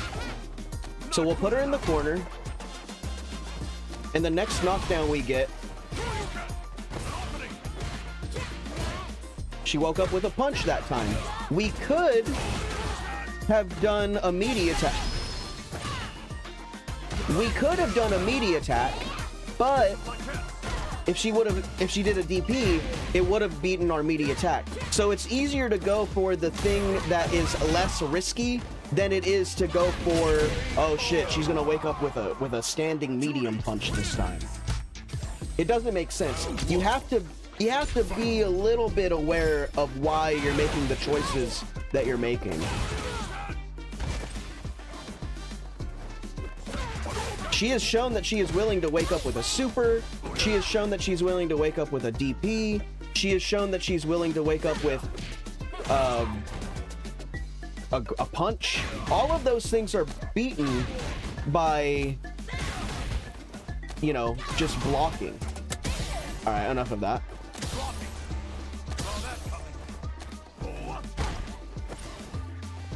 That time she jumped. We're gonna do it again. There's the DP.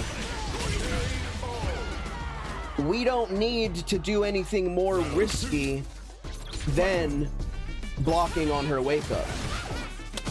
Because, I mean, what's the point? We're gonna be able to get the punish off of the blocked DP.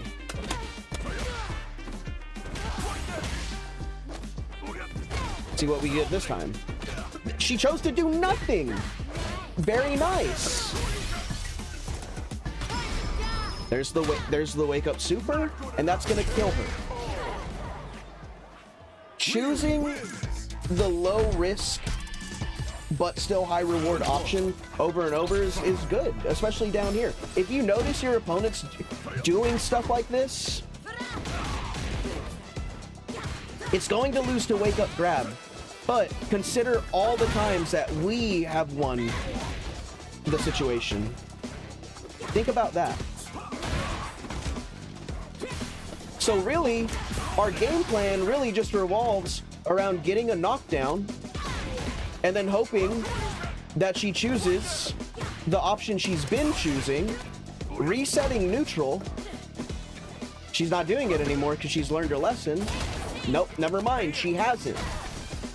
She can win now. She can win. But that's how you can build a solid game plan. You can build your game plan around, oh, I'm noticing this pattern on the way that every time I knock her down, she chooses to do something incredibly risky, and I'm willing to hedge my bets that the risky move is going to come out more than the grab. Now she's grabbing, which is fine. You can take the grab, reset neutral, and then hope that you get another opportunity to knock her down.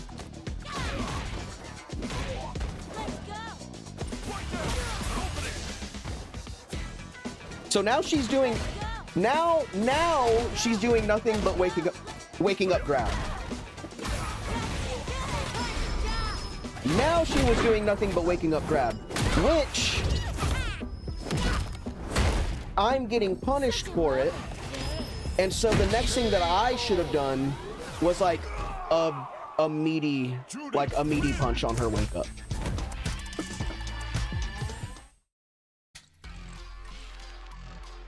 Sometimes it is as easy as just noticing the pattern that they choose whenever they get knocked down to the floor. And being cognizant of that is really important. What's up, Joshua? How you doing? Thank you for joining. Here comes a new challenger. What do we have now? We got a Manon, mango flavored Manon, silver 2. The pleasure is mine. Round 1. Fight. Let's take a look at how she handles things. Can she anti-air? It looks like she knows how to block, but she hasn't anti-aired me. You got the diamond with Aki? That's pretty cool. I haven't played Aki yet. So she's not anti-airing me. If she chooses to anti-air me, this is stuff that you should know by the time that you're in silver. She's choosing, she has a really good anti-air. She's choosing to air me. By this time, you're silver 2, you should be crouch heavy punching me. This is not okay. We're gonna let her kill me. But this just goes to show how people down here are still incapable of doing basic fundamental stuff like anti-air. Round 2. This is why learning how to anti-air is so important. Because it can completely take you from iron, from bronze, all because you spend a little bit of time practicing a dragon punch input.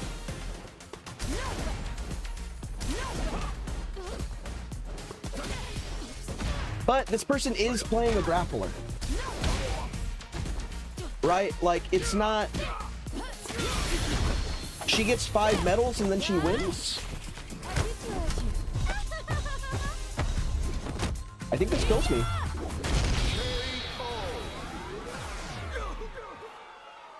Manon wins. Round 1. Yeah. Let this be a lesson. This is actually huge. Let this be a massive lesson. If you're new, if you're learning, even if you're like me, it never hurts to practice your anti-airs. I miss my anti-airs all the time. Okay, so this person is doing a lot of DIs. This is kind of like what I was talking about. When you notice your opponent doing a lot of DIs, perfect. You can start throwing out jabs. What the jab is gonna do, she's gonna DI. What the jab is gonna do is it's gonna eat one of the frames of armor on the DI. And what that's gonna allow is enough time for your brain to register the DI, light up, and give you enough time to counter DI yourself.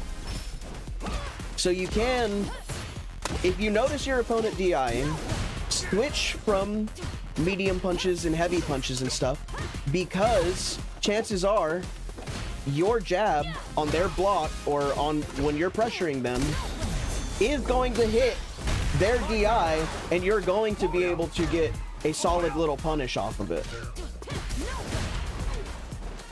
This person has floated all the way up to Silver 2 by playing like a maniac. Look, she's resulted to just random jabbing now. There you go. It's that simple. She can kill me. She can kill me all she wants. That was a wacky fucking super though. That would have worked on me in Master, and I would have been pissed.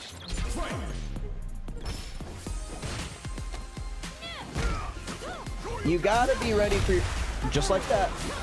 Gotta be ready for the DIs. Gotta be ready for the jump-ins. Just like that. We can do this whole match right here just jabbing. Because if we just jab, it's gonna cover every single time she decides to DI. And you get a clean punish off of it. You gotta be aware of the wake up supers though. You gotta be really aware of them.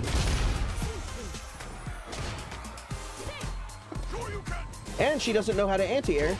So if we wanted to, we could just do this and win the game. She goes for the air-to-airs. She shouldn't be going for the air-to-airs. She has a button that would save her life.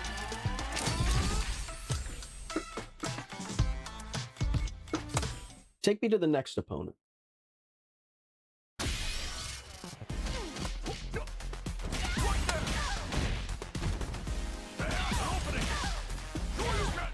Where is my...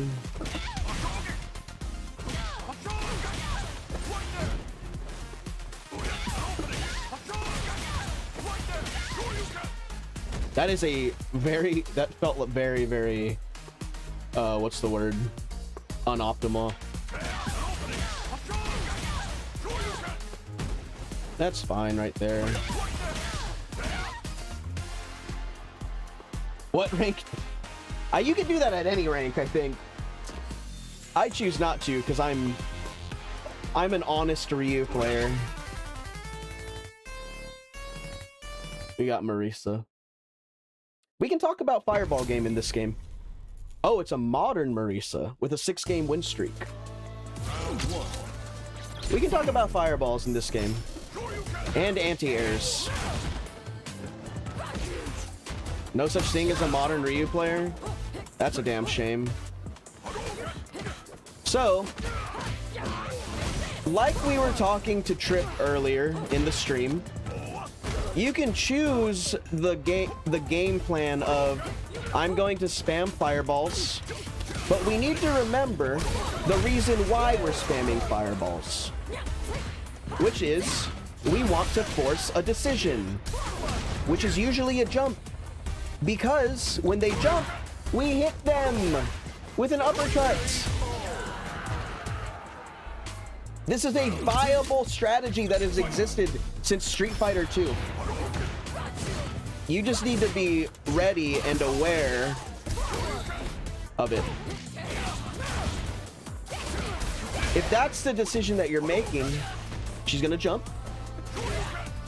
We're not throwing a fireball at such a close distance as I throw a fireball at such a close distance. Because she's gonna jump. Because all she's been... This is why we practice our anti-airs.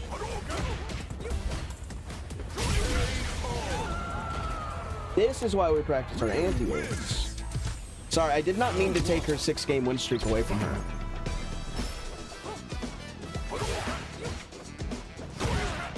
But she is very, very DI dependent. She's a modern player, so are we surprised? This is a person who shouldn't be jumping in.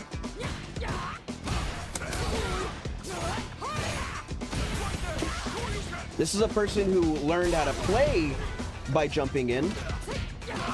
We're gonna let her win the game, but we're gonna zone with fireballs. This Marisa is making you mad that she's not doing armored moves. Well, it is so. It is. We are in silver.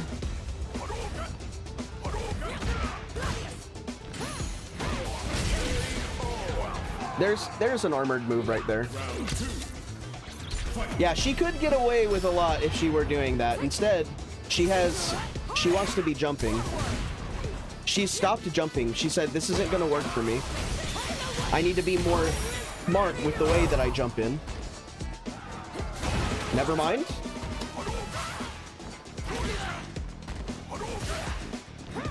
She does just have some high damage auto combos. She is pretty DI dependent.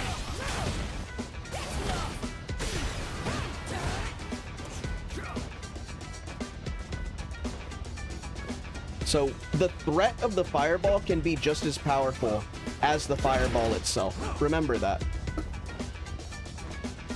She doesn't know what to do. We just needed to wait for the jump in. Sometimes it's okay to do nothing. Sometimes it's okay to sit back and observe what your opponent's doing.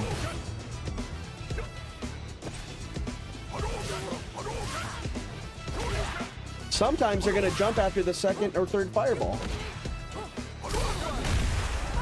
Sometimes they're gonna DI through the fireball itself.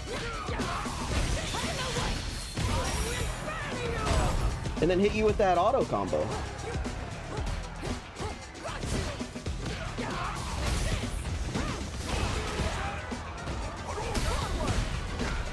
Yeah, she can take it. But yeah, that is why we practice our anti-airs. That is how we approach. She's gonna one and done me? Oh my god. I try not to get mad at one and doners down here, but it's never gonna be good for them in the future. It's quite sad. Another jury. They love her down here. They love her up there in Master too, but I feel like I see more juries down here than I do in Master. She is the Street Fighter LARP character. Yes, you should only one and done if the ping is bad. That is an acceptable reason. If their internet fucking sucks, then you can one and done. I agree with that, because I do that too. And everything I do is objectively and morally correct. So yeah, I believe in that, and I fuck with that. Let's talk about game plans again. Sometimes it is very easy. Game plans all revolve... This is how I build my game plan. We're going to talk about building a game plan, and how I build my game plan whenever I'm playing Ryu. Game plans, I feel, revolve around a basic concept. Do I want to zone with fire... We're going to let her kill me. Do I want to zone with fireballs? Do I want to... I am always morally correct. And a lot of my game plan revolves around seeing what my opponent is doing with the options that I'm choosing. So I haven't had the opportunity really to slow down and see what this jury is doing, but one of the things I have noticed is she's grabbing a lot and she's doing random DIs in neutral a lot. So that means I need to be prepared for grabs, and I need to be prepared for random DIs. The moment I see random DIs, that means I'm gonna switch to playing safe with not random jabs, but I'm going to be doing jabs more than I'm going to be doing like sweeps and heavy kicks. Because if I get caught with a sweep or a medium, God forbid, a medium kick, I can't cancel the DI out of it, and also my reactions are pretty bad. So I find it easier, like I said last time, to cover the potential of my input getting eaten by a DI with a jab. It just makes more sense to me. So once we've realized that, oh, this guy's a real big DI user, I'm gonna try and bait the DI, then I'm gonna try and punish it, and then that goes to the second part. What do they do on wake up? So now I can play a little a little more carefree. I'm gonna be a little safer with my yeah. I'm trying to bait the DI, and I'm trying to punish the DI when it happens. And then we get a knockdown. We're gonna see what she does on wake up. She didn't really do anything. She kind of just stood up and walked away. So, in the event that we get another opportunity, okay, so that's the second time that she has woken up and like not really done anything. Throw a fireball for good measure. She should know better than to DI, because my DI would kill it, but it's fine, we're okay. So she dashes in with a grab, we get the knockdown, and now we know that we can grab her because all she's done so far is shit like this.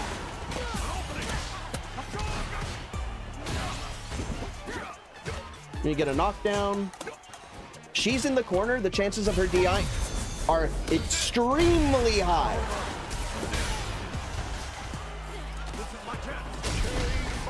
Extremely high. You also got to be aware of where your opponent is at. The options that they'll take in the event that you find them in the corner or something like that. Like right now, she's in the corner. She's going to DI. Because if she doesn't, she won't be able to get out of the corner. And she's been able to push her way to the center of the stage. But we're going to continue our game plan, which is watch for throws, but especially watch for DIs. That's what we're looking for. And it's okay. It's okay if some hit you.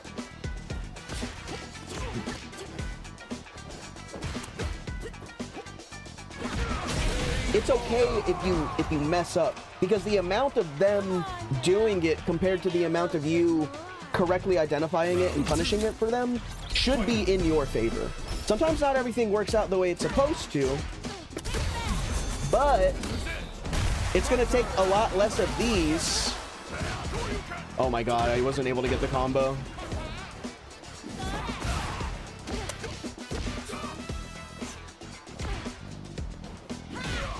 And during times where they're not, like, you have the ability to poke with your longer range pokes, you can. There's nothing wrong with that. But in situations where you're up close, the chances of them DIing are a lot higher. Just like that.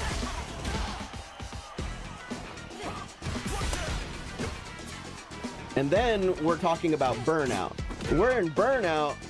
Kind of the only thing that we can do is grab them or do your super. We have level 3.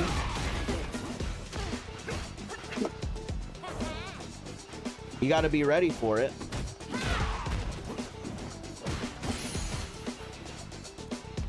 But if she tries to DI me, I hope she doesn't.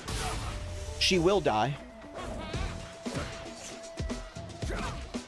Now she'll definitely die.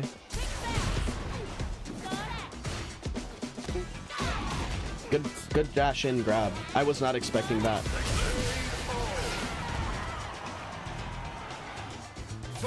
All right.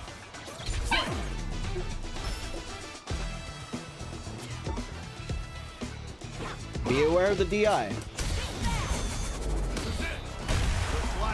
We use our lights to keep them from surprising you with their DI. But if you're at this distance, you're fine.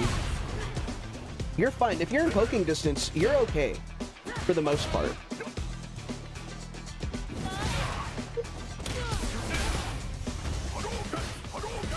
And see, the amount of times that we've missed compared to the amount of times that we've gotten it right, look at the health discrepancy.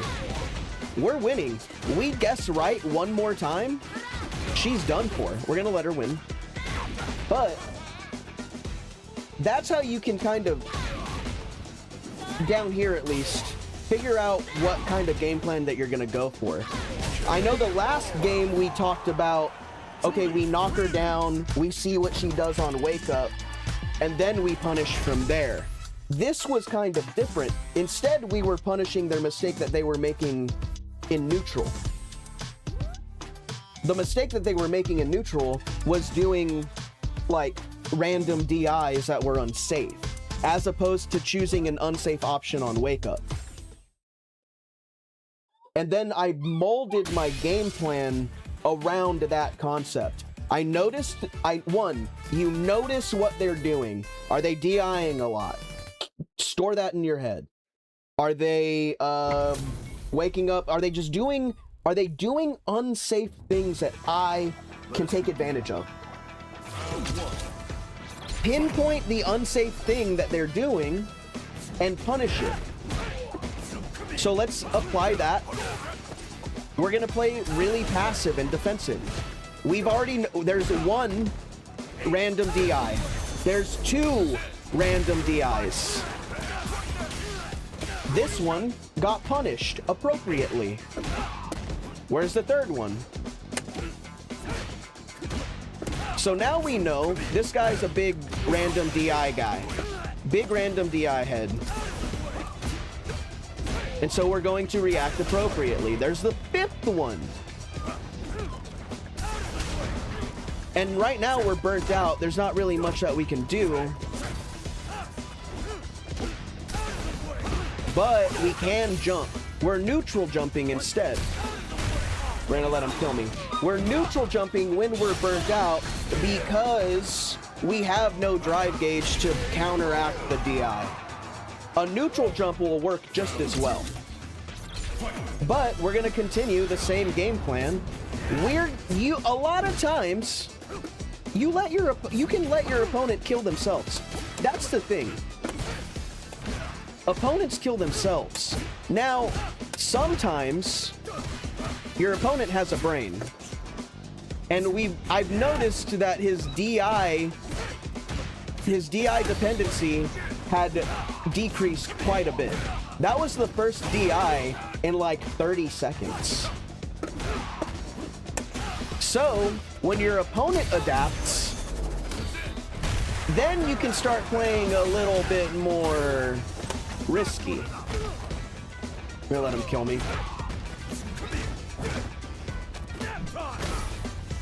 We'll let him kill me. Oh, he was ready for me to jump. He was ready for me to jump there.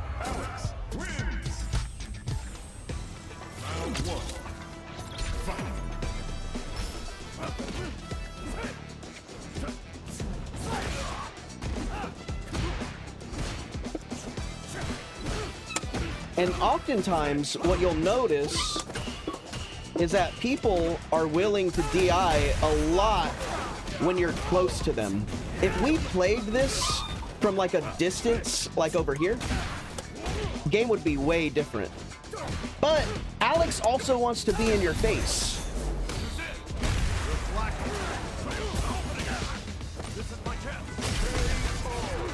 So Alex wants to be in your face because the chances of you guys being right next to each other are very high. And the chances of DIs happening when you're right next to each other are even higher. Especially if they've shown you many times that their go-to concept of offense is to bait you into doing something stupid. Most people down here don't realize that almost all jabs, all light kicks, all everythings will be what you're gonna use to kind of cover that option of DI. At least that's what I do. Oh, he wanted that jump so bad. And I gave it to him.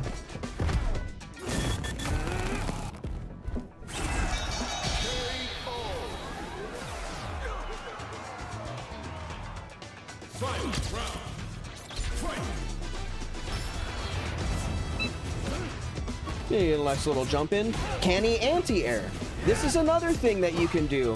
If you notice that your opponent is like real big on like DIs and stuff, you can still try and do other things like, can I jump in? Turns out we can. This guy cannot anti-air at all. He's hit one. So this is also a viable idea.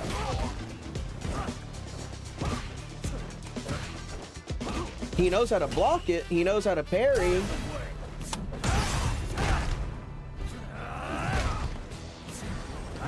Ultimately, what you're doing when you're trying to construct some form of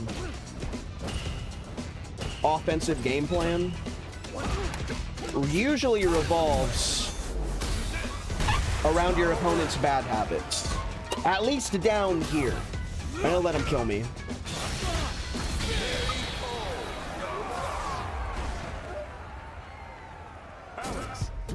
Alright, I'm gonna go to the restroom real quick. I will be right back.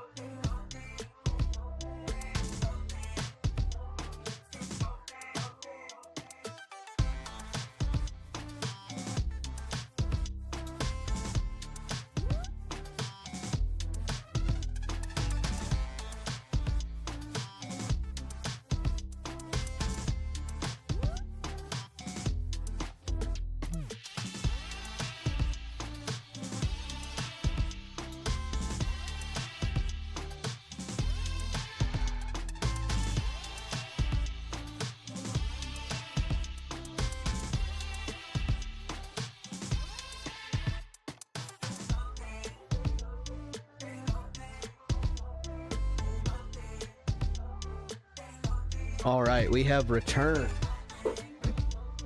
You want some real tips on how to get better at fighting games? Drink water. Wake up early. Go exercise. Spend time with your loved ones. Those are the real tips. Do you know how much better you get at stuff by taking a break? Think about that. You gotta let your body rest. You gotta let your body rest. It's silly when you're talking about fighting games, but that's a skill for everything. Oh my god, what's happening? That's a skill for everybody. Oh, my buttons aren't the same. Damn, that sucks. Okay, anyway. Here comes a new challenger. Where are we? Okay, Kimberly. I actually might die here. I think a silver 1 Kimberly can beat a Master Ryu. So, this is a good time to see what's happening. We'll step back. We'll see what she does. Okay, we got one random parry. Will she do it again? We don't know. We gotta keep an eye on where we were. We just pressed a button, and then she parried. So that could have. There was a lot of possibilities contributing to that. Okay, so this player is being a lot more passive. So when your opponent is being passive and not as aggressive as the last couple of opponents that we fought, we can kind of tailor our game plan around that as well. What are we gonna do? Well, the mistakes will be made whenever we throw them on the ground. You need help? Get us out of silver and gold? I can help you. I can help you get out of silver and gold. If you have any reviews, or any replays, I can take a look at those. But this is what the stream is for. I can help you with that. I can show you what to do. Right now, today, we're talking about adjusting your game plan compared to what your opponents are doing. Or not compared, but by noticing what your opponents are doing.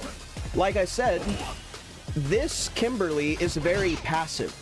So what we can do is we can see what they do after we knock them down. So we get the knockdown. What do they do when we get close to them? Okay, we can grab. Okay, they broke our grab this time. What can we do now? Okay, they're waking up with a grab, which is telling me we can probably do something meaty. That's the third grab. That's the third grab that they've woken up with. So I'm gonna let her win. Maybe if I don't let her win and then I get the next one right, I'm gonna end up winning, and then I'm gonna feel bad for taking her points. So we're gonna let her win. And then in this next round, we're gonna throw her on the ground, and because she's woken up with grabs, we're gonna do meaty punches. We're gonna try and catch the grab, and then punish like so. Okay, she woke up with a block this time. Let's see what we can do, if we can do it again. Yes, we can. So just off of one grab, we've noticed we've been capable of absolutely winning almost every single interaction because we chose a particular option, because we paid attention to the thing that our opponent does when they wake up. It was that easy. And then we can do it again.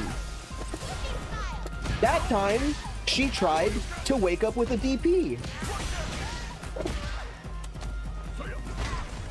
Okay, we are going to win. Like that went perfectly. We put her in the corner. We threw her on the floor. She chose the same option, which is to grab. We knew she was gonna try and grab. We punish appropriately. That allows us to take a massive life lead and capitalize on it. We're gonna do it again. But this time, we're gonna see what option she chooses this time. This time she chose to try and wake up with a reversal. The reason she chose to wake up with a reversal is because she noticed that we were hitting her with meaty attacks. So now we know that she's going to choose one of two options. She is going to wake up and grab, which we cover with a meaty punch like so, or she's going to wake up with a DP. And that'll kill her. But that's the thing. This opponent actually had the wherewithal to do what's called adaptation. She noticed what we were doing. And we're gonna rewatch this. There's a lot that I can talk about here. This is actually a great match to do a replay of. Because this is actually perfect.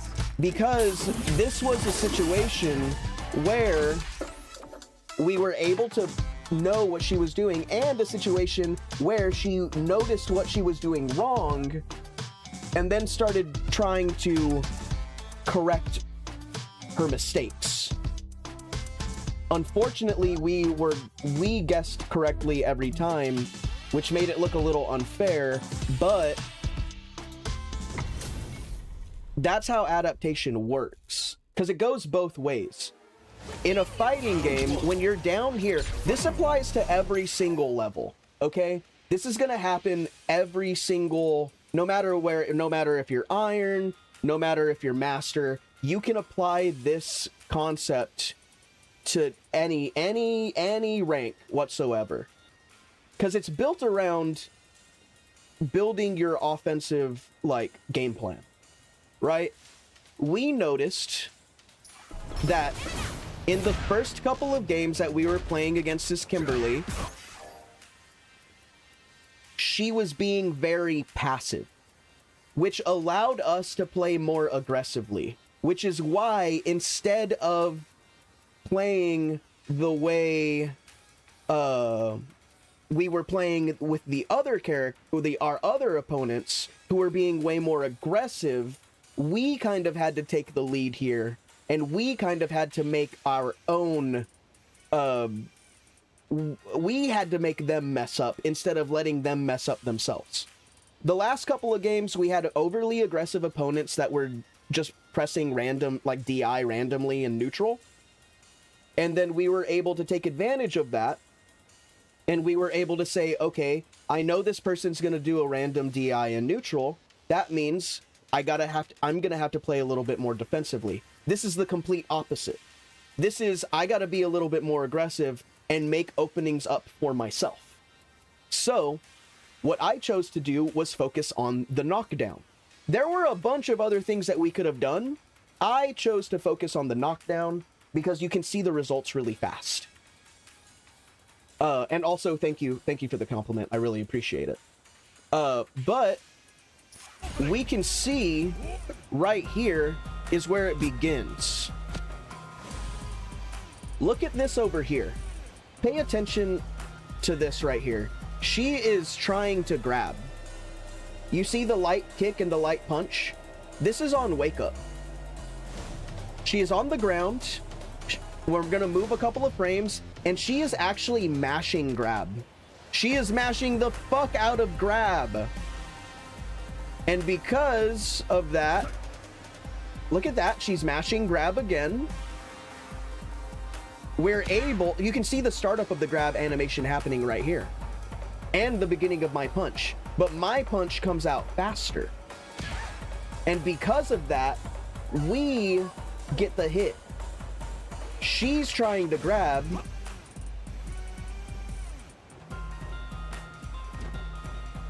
This is her trying to grab. This is me attacking. Grabs lose to attacks. This is basic rock, paper, scissors. the fundamentals of fighting games, the grab is going to lose to the punch. It just is. And so it does. But we were only able to know that this was going to happen from prior matches where we threw her on the ground and we witnessed her wake up with the grab 3 times in a row. If your opponent does something often, if you see your opponent choose the same option multiple times in a row, the chances of them choosing that option again are ridiculously high. Keep that in your mind. That way, the next time you find yourself in the situation where your opponent's on the ground, this is why this works.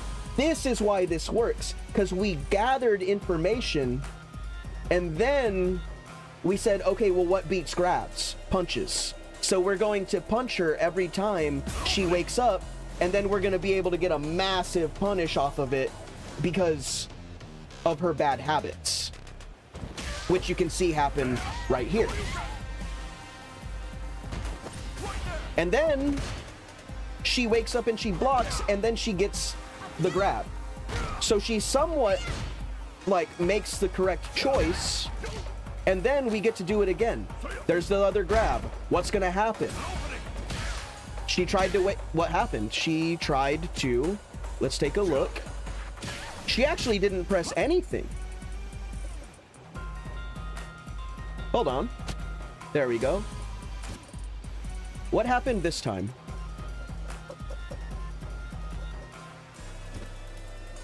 She's just pressing light kick and medium kick.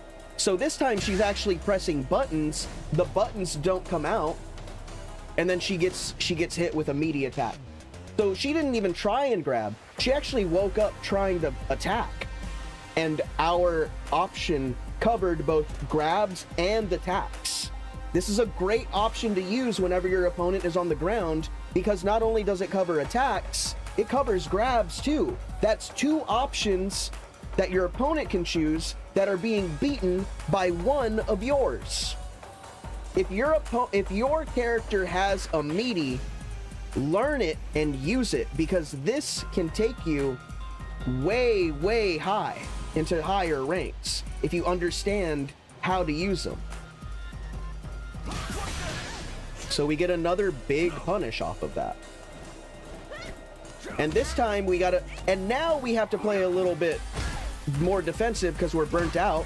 She wakes up with the grab, or wakes up with the block, which is what she should be doing, and then we let her kill me. So and then we just let her kill me, which is fine. Oh, we kill her. Whoops, my bad. My bad. I forgot how that round ended.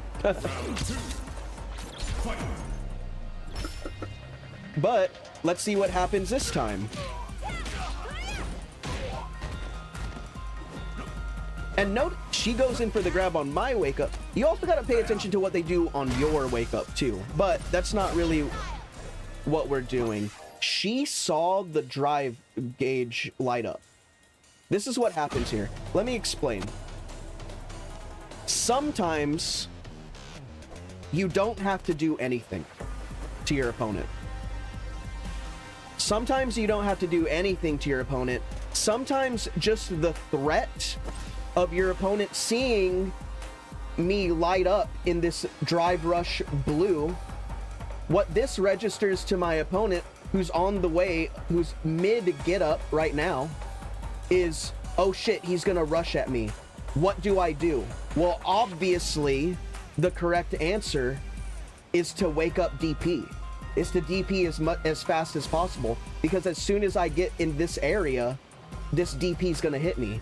Sometimes just the flash of a movement like this can scare your opponent into choosing the wrong choice, because it gets in their head. It's a mind game.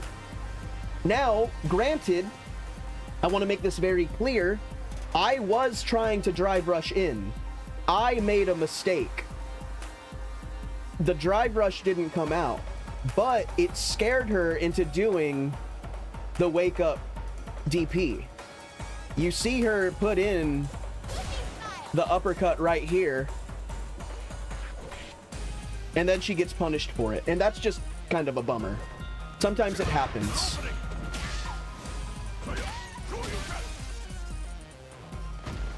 And then we get the situation again. Look at this. She's on the floor. I'm pressuring her. You can walk towards and pressure her. Look over here. Look over here. What does she do? There's the grab input. She's trying to grab. What am I doing over here? Crouching medium punch. How does this play out for her? The grab doesn't come out. She gets counter hit because the medium punch beats the grab. And then we start our offense all over again. Now, how does she approach this? She wakes up with a button. If I would have tried to do a meaty punch, it would have beaten it. Actually, let's actually take a look at that.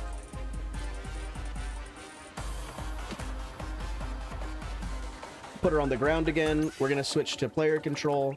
If I would have stuck to my original game plan and done a meaty punch on her wake up, it would have beat her. It would have beat her kick. Watch. Oh shit! I didn't have the. Oh, I'm walking. Wait. Oh, I'm the wrong character. Haha, whoops.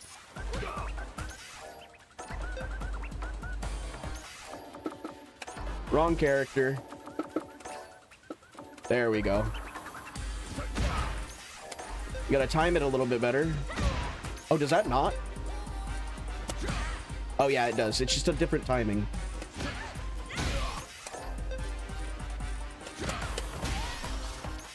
I could have probably even hit heavy punch. But I'm burnt out. And it would have won.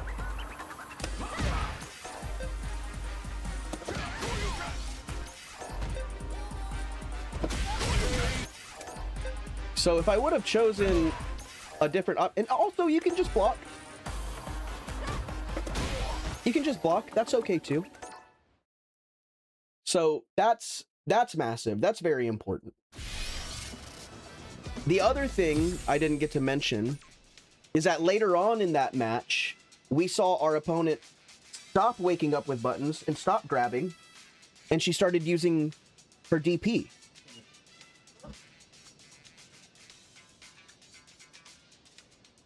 Her uppercut option was an answer to the meaty.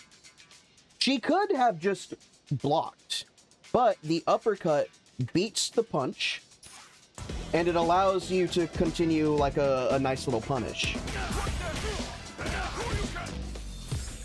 Whoops.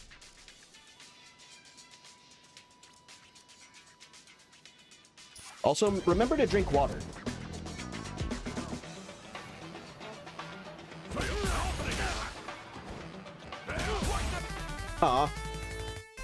Ooh, okay, Honda. Let's see how this guy plays. Every start of a game, or a round, or a match, it's best to take things slow and pay attention to what your opponent is doing. So he's already whipped a grab. He hits us with the 6-7. All right, so what I'm gathering from this guy is he's kind of passive.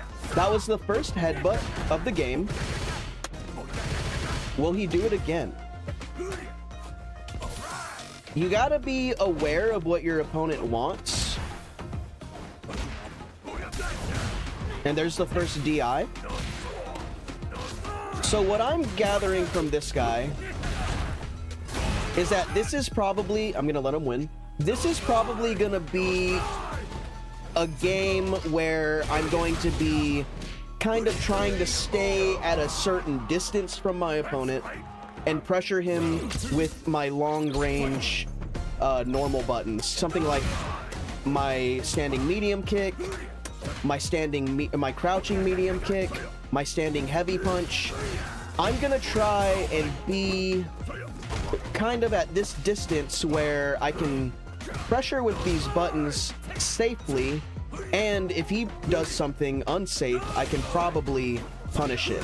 Now we need to talk about the elephant in the room, which is the torpedo.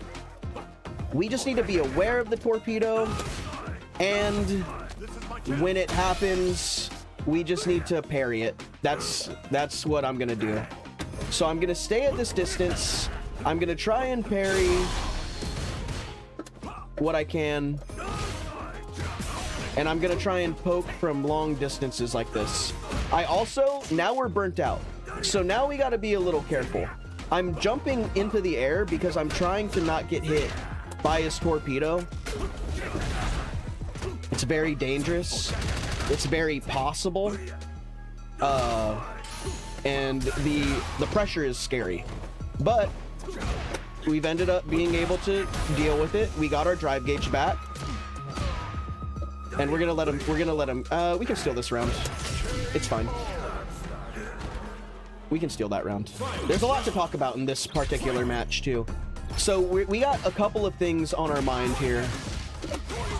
Which is, we gotta be aware of the torpedo.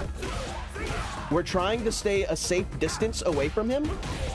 And that's how we're gonna try and win the game, through those pokes and the stuff like this. Now, you can combine game plans. Last game we focused on what we do on a knockdown. We can do that again. We can do that again. Not only can we play the game of we're gonna stay a little bit away from our opponent, we're also... Did he leave?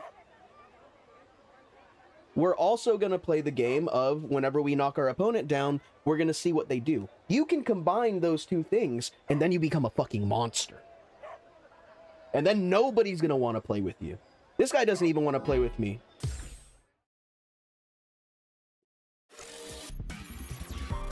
Street Fighter 6.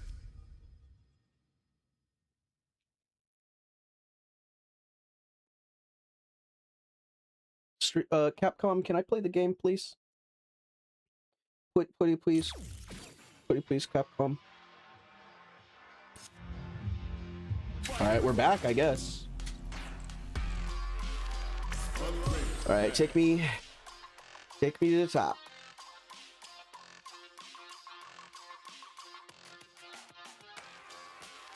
A lot of these games are kind of, we're talking about it from your perspective. You can't always be off. You're also trying to look at what your opponent does to you when you get knocked down as well. It's easy if down here in silver, where you don't really know what to do, right? I'm a master player telling you, hey, when you knock your opponent down, go pressure them instead of walking away from them. A lot of people knock you down and then they don't follow up on the pressure, when that's like kind of like a very, very important aspect of fighting games, is to continue to pressure your opponent on the knockdown. A lot of people don't know this when they're learning fighting games, because they get the knockdown, they don't realize the opportunity in front of them. Now, this Jamie player, I can already tell you, this is going to be a situation where we're going to have to wait for the Jamie to mess up, because they're going to be very aggressive. But we'll see. What do? They immediately jump in and then do a heavy kick. They immediately do an EX palm. They jump in again. They do a sweep on block. They do a random DI. What did I tell you? This is why we practice our DPs. This is why we wait a little bit, see what our opponent does. This guy, he's gonna kill himself. This is a solid opportunity to just let your opponent kill himself. So that's the like third random DP that he's done. There's the fourth one. So this is what we're gonna do. This is how we're gonna tailor our game plan around this guy. We already noticed that he jumps in a lot. So we're already gonna be on the lookout for whenever he jumps in. When he jumps in, we're gonna hit him with a DP. Right? This is what we're gonna have at the tip of our mind. Right? He might jump in. We also understand that he has a habit of doing random DIs. So we're gonna let him kill me. So we know two things. We know he jumps in, and we know he randomly DIs. So what we're going to do is we're gonna try and uppercut him every time he jumps in. And we're gonna change our attacks from light and heavy from medium and heavy pokes into light jabs. Because the light jab covers the first hit of armor in DI. And it's gonna keep us safe. Because we're gonna see him light up all red and whatnot. And when we see him light up all red, we're gonna counter DI. He can't really do it because he's burnt himself out. So we're gonna go ahead and kill him.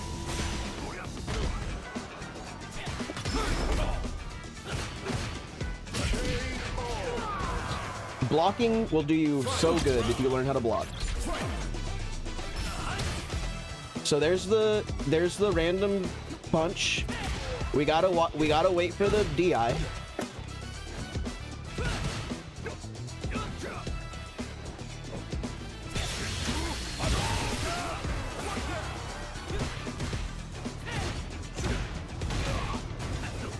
And we're gonna let him kill himself.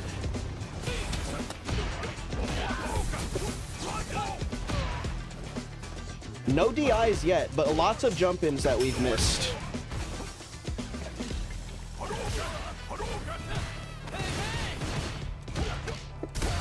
There it is! And that's why we jab! And then we'll let him kill me. But this is how we've tailored our offense around a hyper-aggressive Jamie. We'll let him kill me. We picked two things in his gameplay and his style of play, and we said this is how we're gonna deal with them jumping in, and this is how we're gonna deal with them doing random DIs. This is all you need to know. If you can just punish them for jumping in, and you can punish them for their random DIs, we win the game. Just like that.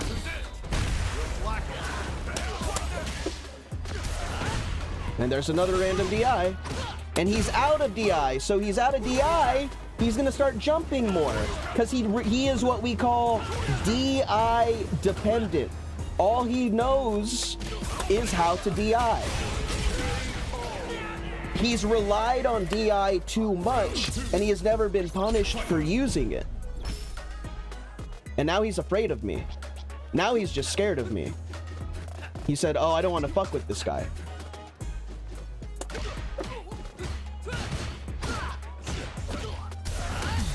And there we go. There's another one.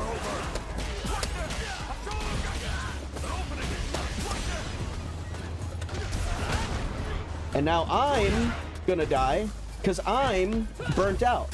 So when you're burnt out, you can just grab a DI, you can jump in the air, you can block it. It's okay. The hyper-aggressive Jamie is hyper-aggressive for like a reason. And we're gonna let him kill me.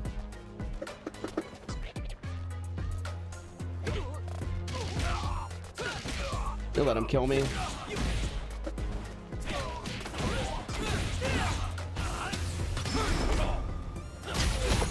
This is our destiny.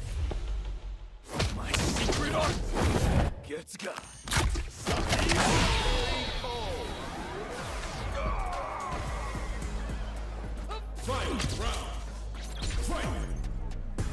And how do we and this is such a extreme case because a lot of these people, which if you're in like low ranks like silver and gold and stuff like that, they choose, this is the thing. And I think that it's very important to understand this and be aware of this. But the reason that people choose these options all the time is because it works for them. So humans are creatures of habit, which is why they're gonna choose the same option over and over again, because it's worked for them in the past. Surely nobody knows the answer to it. It's gonna work again for me in every match that I play. They haven't been put up against an opponent where they have to learn how to adapt. And that's why you can get away with a lot of these really simple game plans down here in gold and iron and all of these places where people are practically killing themselves. Once you get higher up, things change. People still rely on their tactics and what works for them and stuff like that, but people adapt more, and people are kind of more cognizant of the options they're choosing and why they're choosing it, as opposed to this guy has a one way of playing the game, which is I'm gonna jump in and I'm gonna DI. This Cammy might play the exact same way. A lot of these rushdown characters like this tend to be pretty aggressive because they're allowed to be. So let's see how this Cammy plays. Starts off with a jump in, a sweep, another jump in, just pressing random buttons, just pressing buttons, a random parry. This is a person that's gonna kill themselves. And we're gonna let them kill themselves by letting them jump in, letting them wake up with a DP, letting them do random EX bullshit on wake up, sweep on wake up, random DI, random DI again. So this guy just has no concept of blocking. I don't even think he knows how to block. He knows how to parry.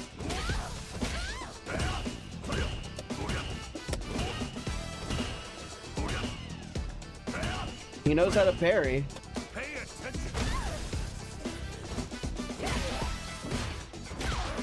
So he doesn't know how to block at all.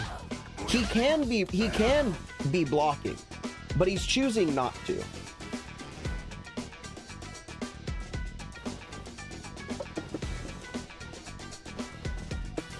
He's trying to communicate.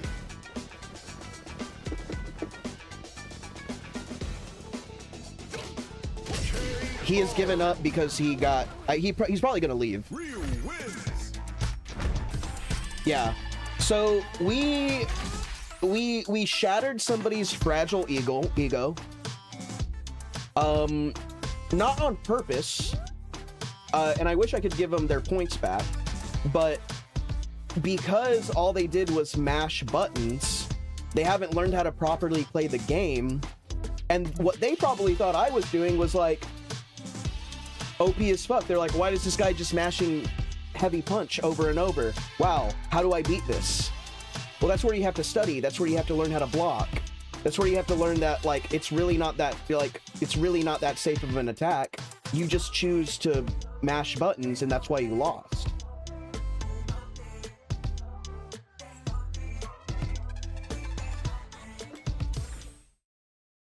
Let's see what else we get into.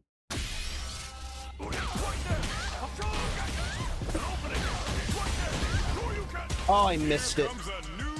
Oh, we got another Kimberly. They're really throwing the rushdown characters at me. Let's see what she does. Let's pay attention. All right. We got a random dash. We got a cross up. She's being pretty patient. There's another cross up. She has chosen to cross me up twice. So we're just gonna poke. We're gonna play pretty patiently.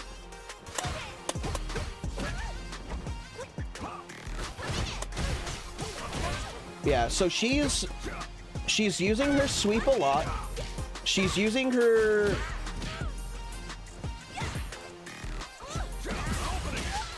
She's using her, like, run-up, cross-up thing a lot. And it's working for her. But she doesn't realize how unsafe it actually is. Oh, we got a mix-up.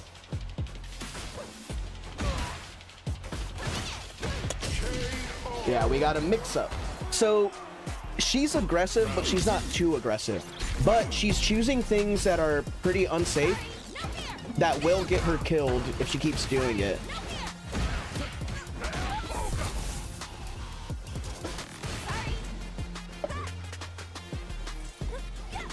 So, what we can do is...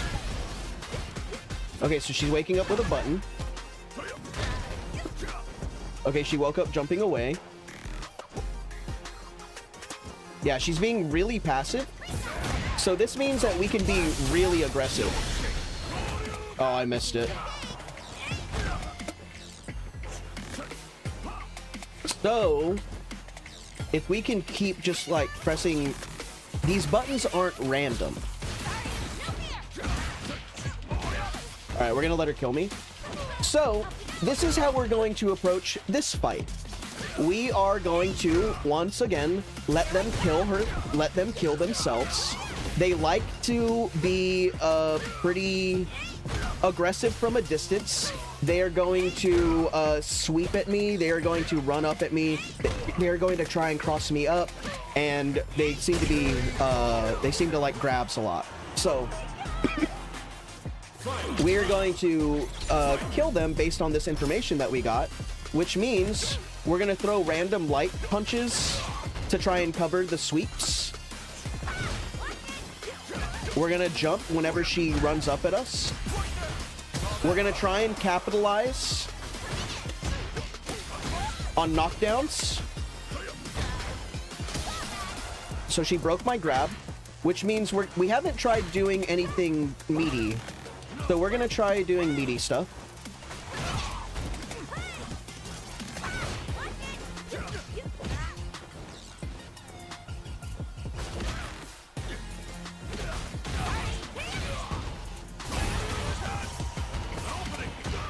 Oh, she got me. My jab was... I mistimed the meaty. But we're gonna let her kill me anyway.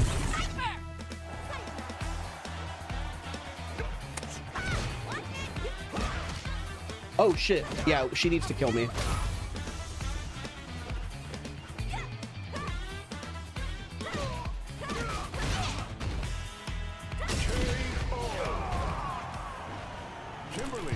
I'm gonna run it again.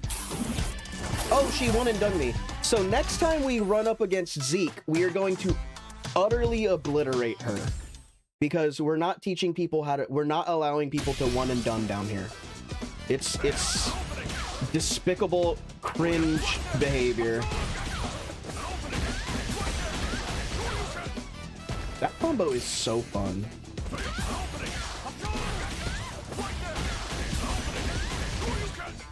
That shit's fun, man.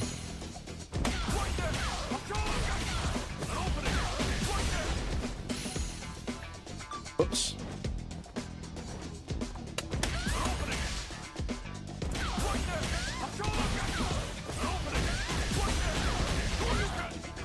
And then we gotta hit him with the level 3 afterwards.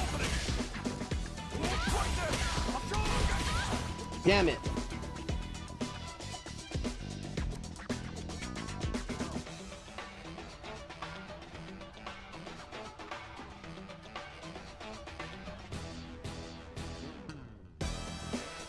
Oh my god, the Food Guesser developer has said that they will no longer be using AI-generated assets.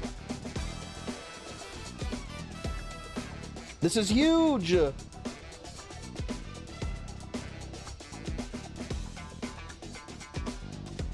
Alright, where's my next battle?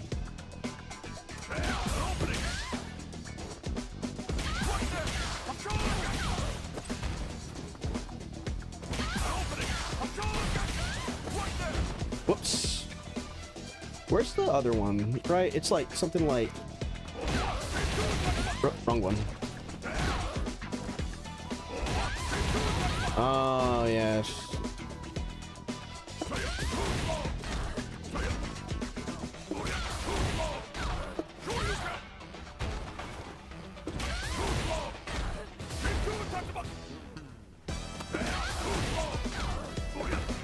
Does that not work anymore?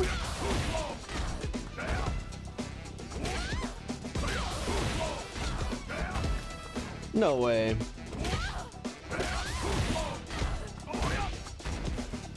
Oh, that might be cool.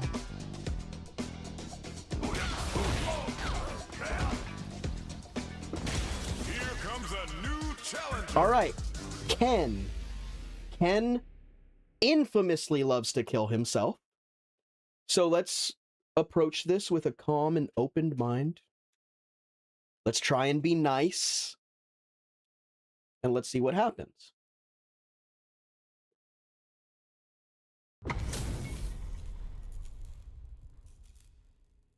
Oh, he's a modern Ken too, even better. Gotta do this. Round one. So modern players are interesting. We need to understand that if we start jumping in, against a modern player, it's nice to test if they can anti-air. So he really doesn't know how to block. He has a one-button anti-air and he's not using it.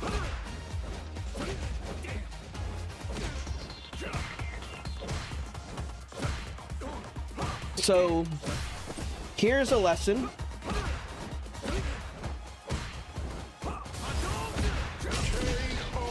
Here is a lesson. If you are in silver, this is unacceptable. Me being able to jump in and me being able to win a game off of doing nothing but jump-ins because you have not practiced anti-airing is unacceptable. And now he's just DPing for no reason.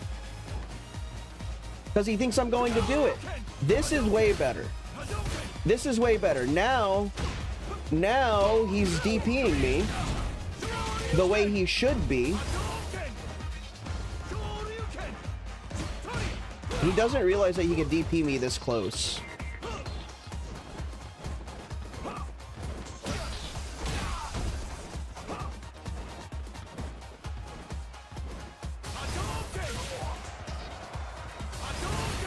So we're gonna let him kill me. We're gonna let him kill me. We know that if I wanted to make this really easy, we would just turn this into, I'm just gonna jump in. He's putting himself in the corner, which is like the worst thing that he could do.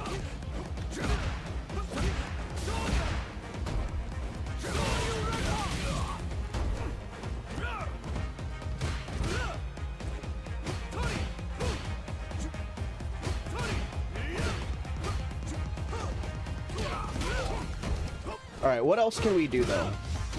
This is definitely a guy that will kill himself by doing crazy shit that he shouldn't be doing.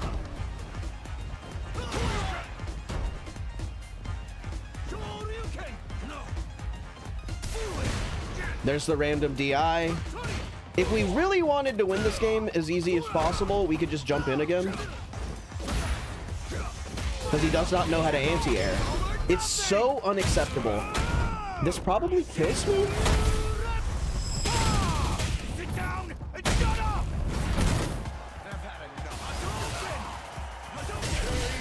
He's probably gonna leave after this. He has that. I have that vibe from him.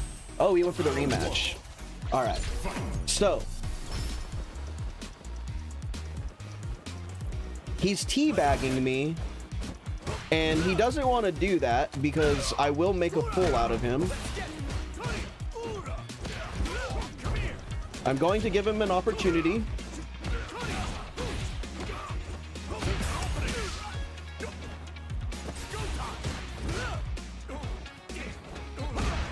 So he really wants to grab me. This is a modern player that should be hitting every single one of his DPs.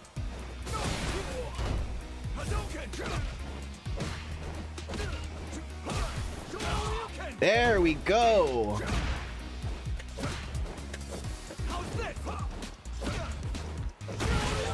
There we go.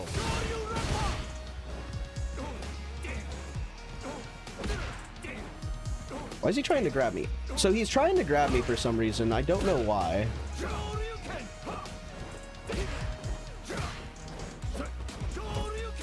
This is good anti-air practice for him though, so I'm pretty happy for him.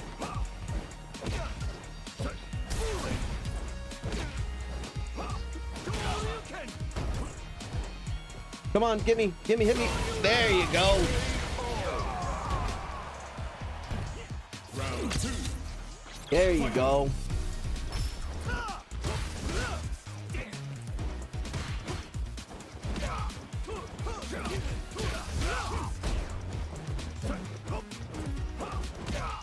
He's jumping a lot, which means we can start anti-airing him.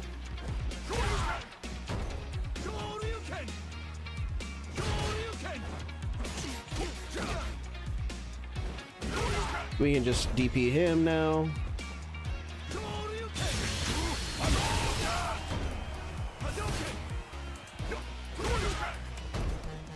So he jumps in a lot too. We don't have to always be jumping in, even though we know that he can't do it. We know he can't DP.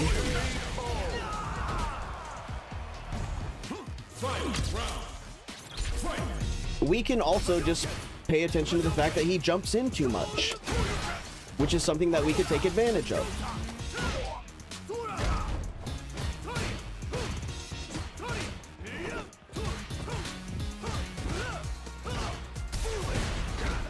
So he's just doing random bullshit. There's the DPs.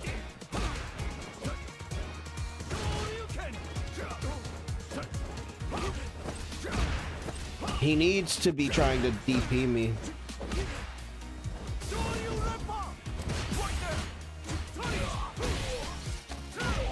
He needs to be trying to DP me. There we go.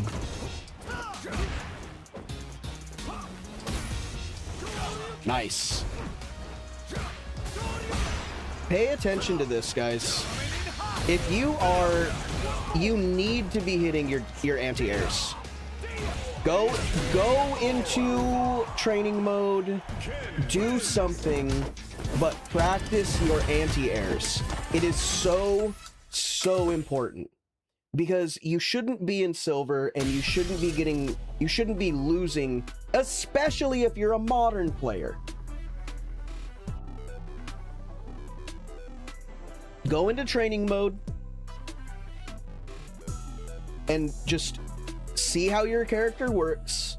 Set the appropriate training sequence.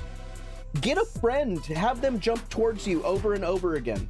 Practice crouching heavy punch. Practice uppercutting. Ingrid, my lovely Ingrid. Very interesting, very interesting. Let's talk about Ingrid. Modern Ingrid. She is a zoner. She has a lot of fireballs. This is going to be a great opportunity to learn, because chances are, yeah, she's going to play very, very annoying. Can she deal with jump-ins? First things first, we see if they can deal with jump-ins. She's a modern player. She has a wonderful uppercut, and she clearly can't deal with jump-ins. She has a whole ass uppercut that is so good to use, and she is not using it. I love Ingrid.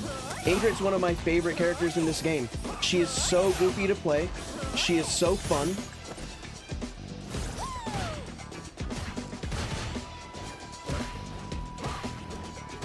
Okay, so she knows how to block. The problem is she doesn't know how to just uppercut me. This shouldn't be a thing. This shouldn't be a thing down here. If you're new to the game, you need to be practicing anti-airs. You need to be practicing anti-airs, especially if you're a modern player. she should be pressing forward heavy, what's it called?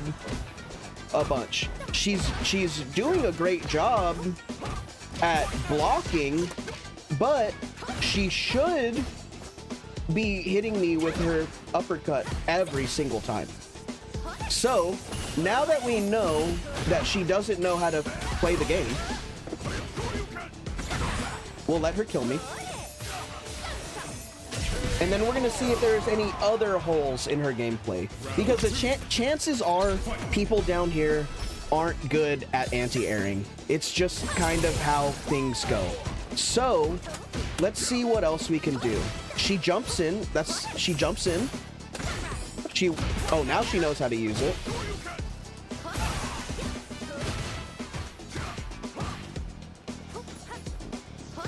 So we deal with her fireballs.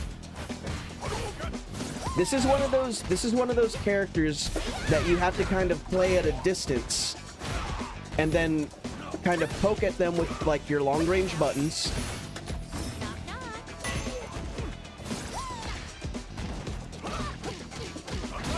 And then see what they do on Wake Up. She didn't do anything on Wake Up, which means we can probably grab her. There's the Wake Up. She does the Wake Up super.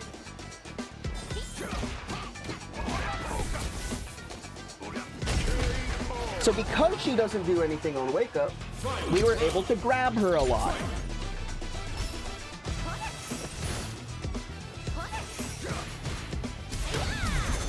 There's the DP, or the DI. There's the jump in, the punish on the jump in.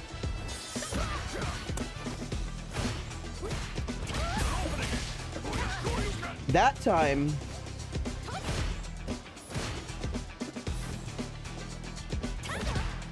yeah, see, this is a character where, okay, we got her on the ground. Got another grab. Okay, we're gonna let her kill me because we are about to perfect her. And we want her to have her points, so we're gonna let her have her points. Now experience.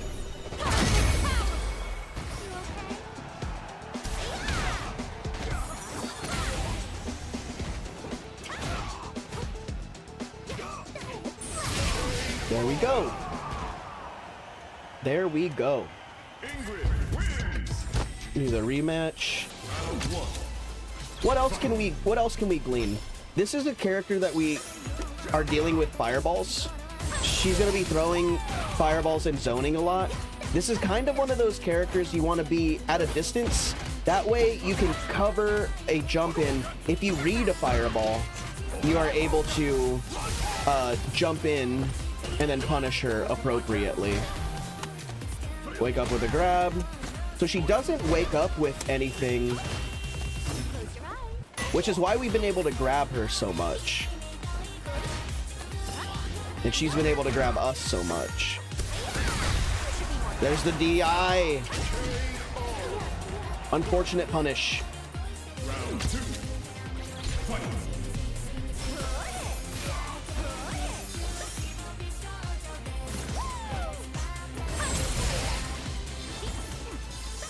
I'm gonna deal with her fireballs appropriately. Every time she jumps in, we are going to uppercut her.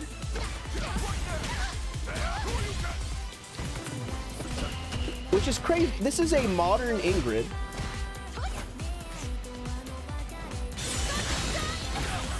So she's able to do it sometimes. She's got to be really ready for it.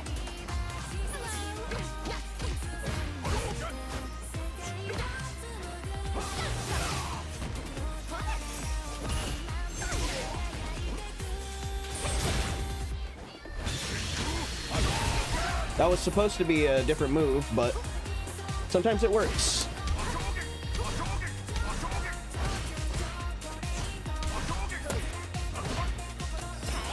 All right, we're gonna. I do not want to like be a dickhead. Oh my god, it launches on punish counter. I love Ryu, man. I don't give a shit. I think he's so stupid. He's so stupid, and I think that's why I like him.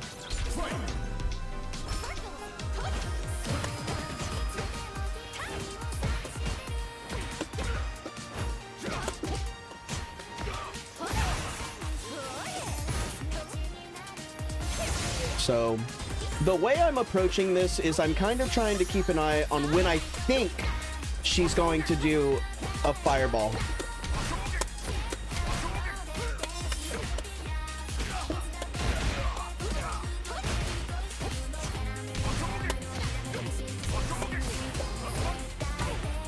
I'm just trying to fucking do light hashos. I'm so fucked up. It's such a fucked up move. It's such a fucked up move. I'm allowed to have a little fun down here, right?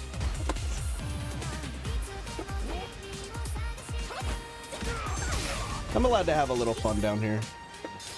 So we're trying to keep an eye on when...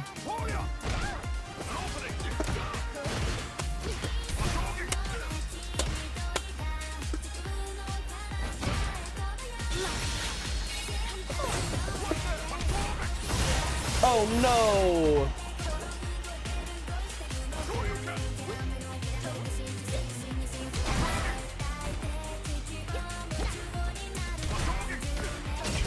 Damn it!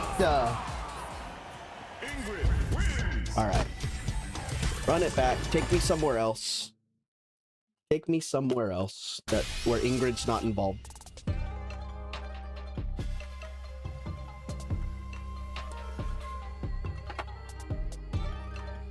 Practice this combo.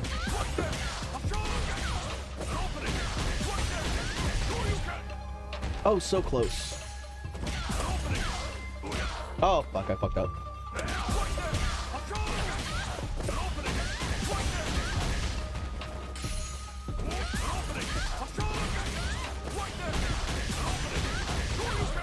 Where's my special move?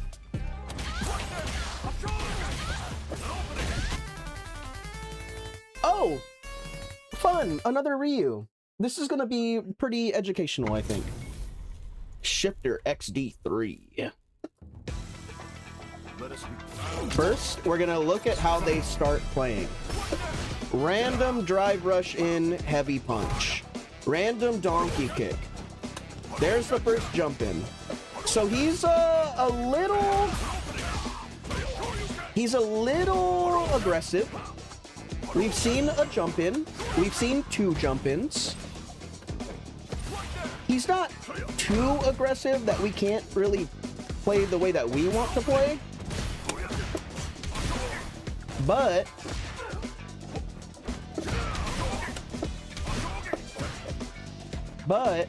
he does have a habit of jumping in.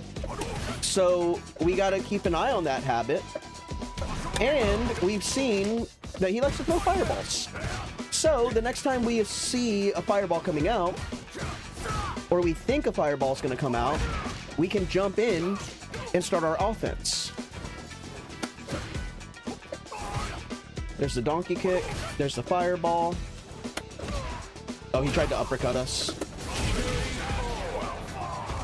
We saw him jump up. We uppercut him. Well, what do we got now? Drive, rush, grab. We keep an eye on that. Maybe he'll do it again. No, he drive, rush, medium punched. Random DI. What does he do on wake up? He presses a button. So that's information. When we throw him into the ground, we're gonna be able to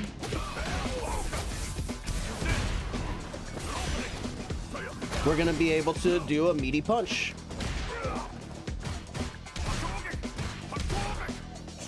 The silver improver is here. You know it, sister. Oh, he knows how to anti-air, which is good. Okay, he woke up and blocked. Last time he woke up with a button. So we know that he wakes up and he blocks, and we know that he wakes up with a button. So let's see what he does this time. Okay, now we've seen him block twice in a row. We've conditioned him to think that when we... Oh, it's gonna kill him. We need to let him kill us. So the next time we put him on the ground, he's probably gonna block, which means we get to grab. Yeah, you do need to hop back in. You do need to hop back in. Fighting games keep you sane. So now we can grab. We can grab on wake up because he's gonna block. Now he's gonna think we're gonna throw. So now we get a meaty punish. Look at this. There's the EXDP.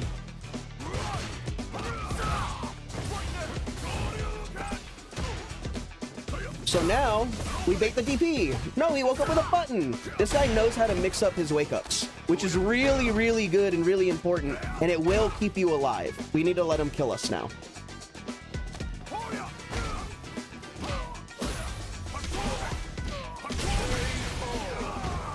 You can easily get to diamond if you listen to me.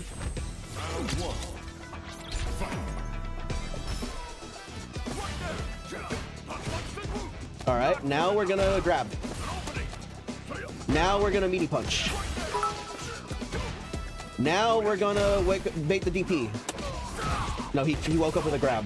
We should have done a meaty punch instead. Now we're going to grab. Now we're gonna meaty punch. The classic burger 1 cent cheer. We love to see it. We're gonna let him win this one, but keep an eye. He's gonna EXDP. He's gonna wake up with buttons.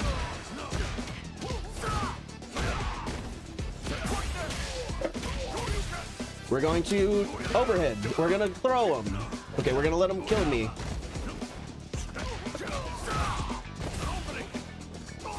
This guy's not bad.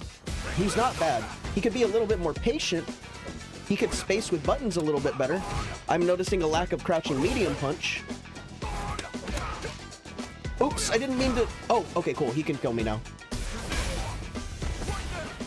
We've noticed that he DIs in the corner. You know, Burger, I'm so sad that your cheer didn't work. I put a new soundbite whenever there's a bit donation.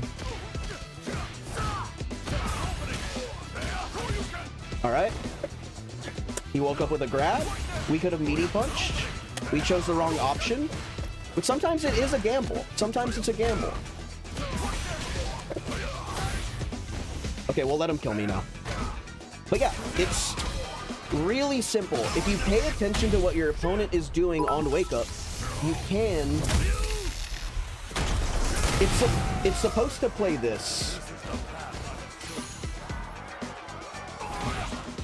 It's supposed to play this. And I don't know why it doesn't work. But when somebody does a bit, it's supposed to play this. I need a 9-volt battery that I can lick. Which is hilarious. But it doesn't work for some reason.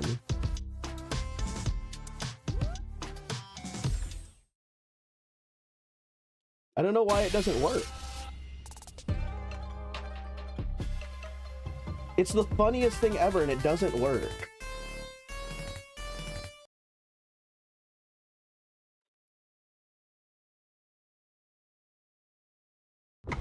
I need a 9-volt battery that I can lick. I need a 9-volt battery that I can lick. Let us begin. It's so funny. No mercy for you. Round 1. Fight.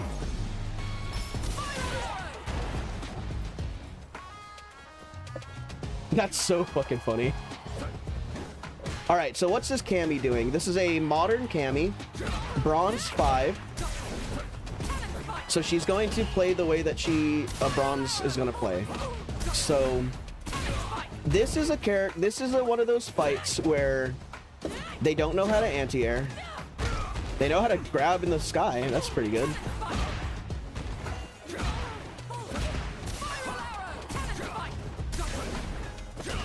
So you can get real far by playing like this. I don't recommend it. I don't recommend it. Certain characters have a grab in the air. Chun-Li, Guile, Cammy. I'm sure I'm missing some.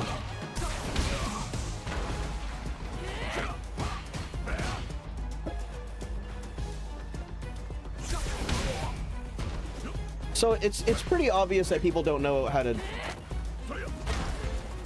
I'm just gonna let her kill me.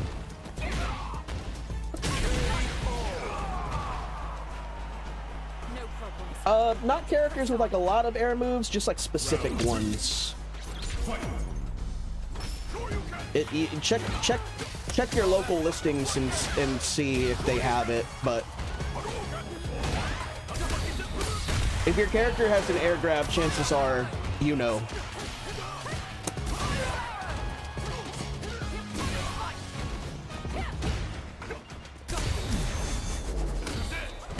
All right. So we know that this person has a habit of DIing. Let's talk about DIing again. Like last time, we are very aware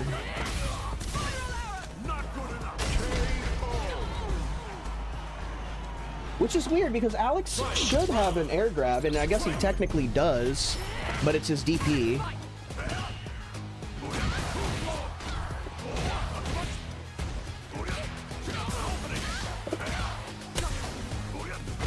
Oh shit, she needs to die.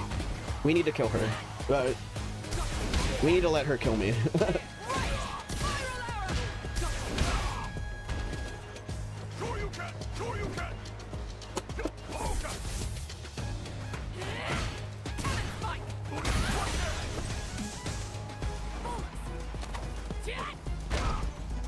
Go on, Cammy. Go on, Camantha.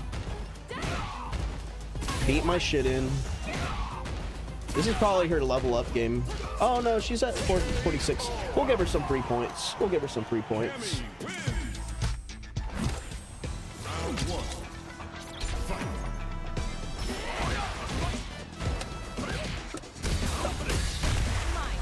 Wake up, DI.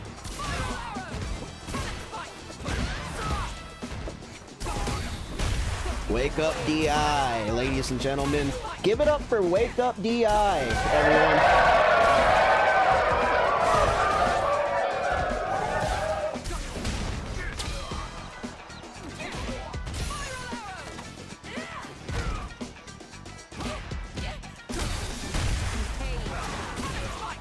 It's a bad habit.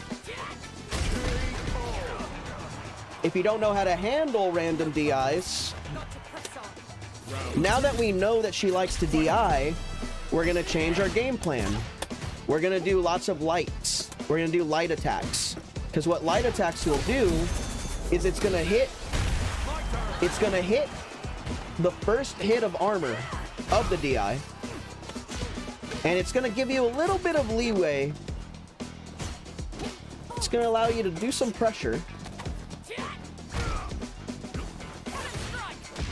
And if you're aware that it's going to happen,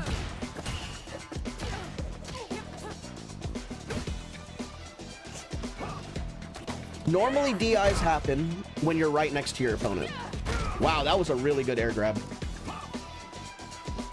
So she's trying to keep her distance. Okay, yeah, that is a +2. I didn't see it. So she's not DIing anymore. She said, okay, that's probably a bad idea. She's probably been like, okay, I shouldn't do that. But now, notice her health is low. She's probably gonna do one out of desperation, which is pretty bad for me because the moment she touches me, I'm gonna die. So we're going to throw some fireballs, restore our health. And she is not DI'd anymore. She has adapted, which is pretty good. She's like, okay, I'm getting punished. There we go.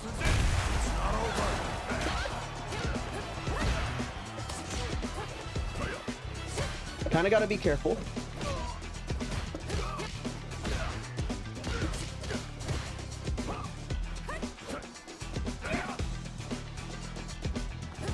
Doing a really good job at mixing up her DI timings. That was 2 of them. And because I'm not doing overly committal buttons, it's freeing up space in my head to allow me to pay attention when the DI happens. Cammy wins.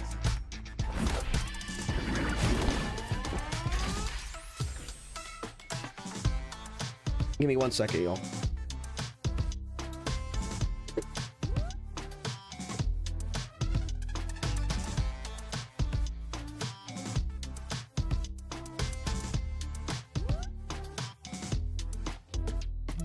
Alright, I'm back. I'm back. I'm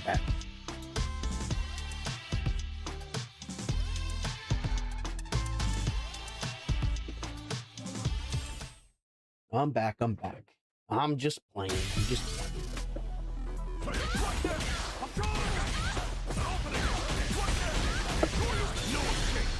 That combo, look at how much damage this combo does.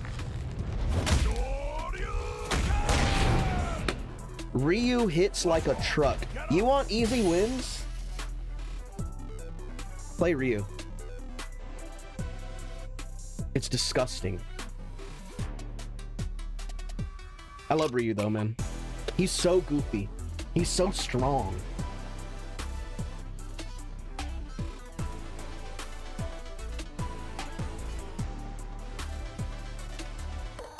Alright, Alex just texted me. Shout out Alex, we love Alex.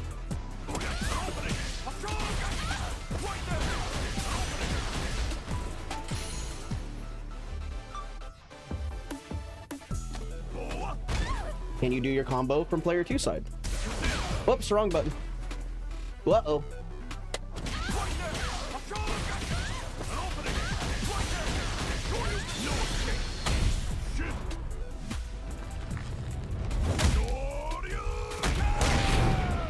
Absolutely brutal combo.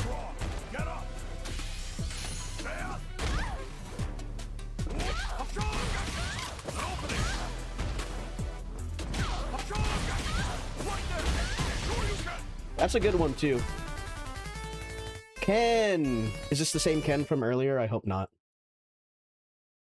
If it is, we're kind of gonna run through it. We're kind of gonna run through them.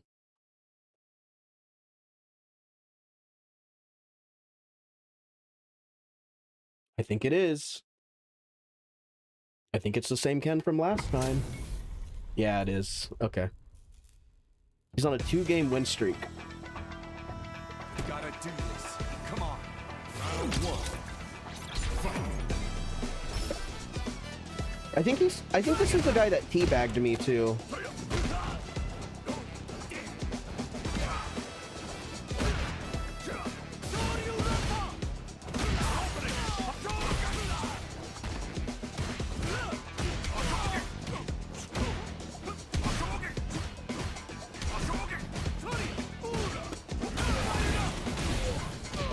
We'll just let him kill me. We'll let him win the game. Ah. There we go. All right, drive rush in, heavy punch. Never mind. Stuffed by a fireball. Oh, he wakes up with a block. That's very, very patient of him.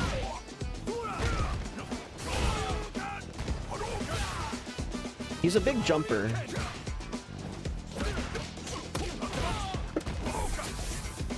This is a fun little combo right here. Let's see if I can do it. I'm pretty sure I can.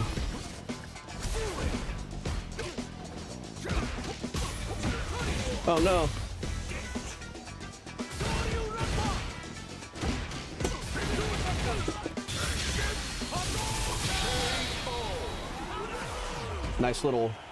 Nice little combo. All right, we're going to just steamroll him real quick.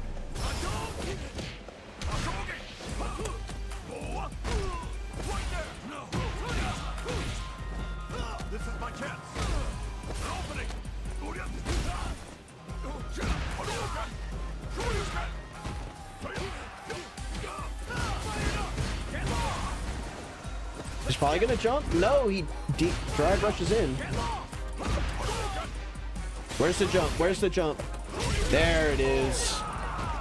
People panic when their life is low. when your life is low, try to slow things down.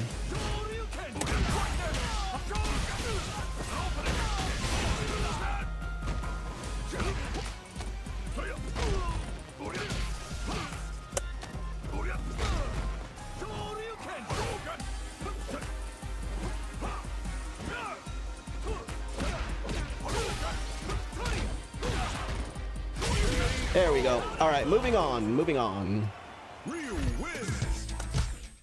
Moving on, moving on.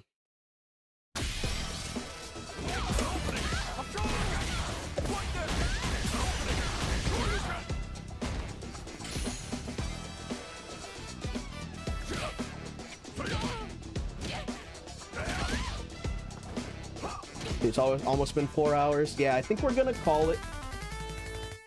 Oh, Kimberly. Okay. Another Kimberly. This is the third Kimberly. Modern Kimberly. So she's probably going to be a little wacky. Let's see what happens. Alright, she's kind of patient. Random DI. There it is.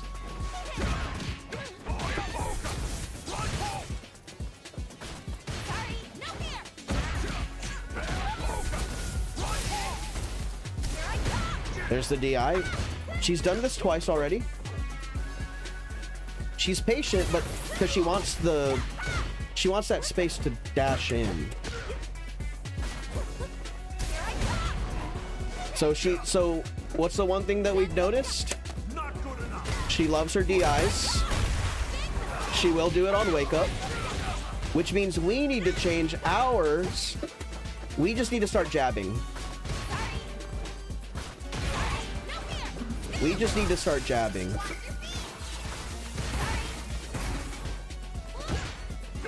She's probably gonna do it. Good grab. Good mix-ups. There it is. And it's easier when your opponent's playing like this to kind of let them kill themselves. A lot of times you want your opponent to kill themselves with their bad habits. Wow, wake up grab.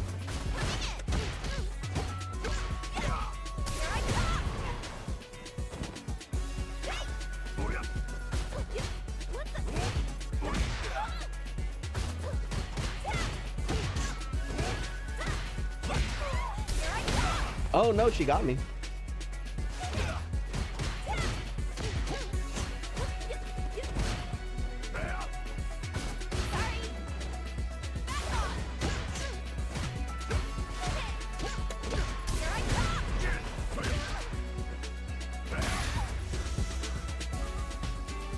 It's a little different here because, oh my goodness. She doesn't have any drive gauge to do her little nonsense. Does this kill? It does! Alright, we're gonna chip her out.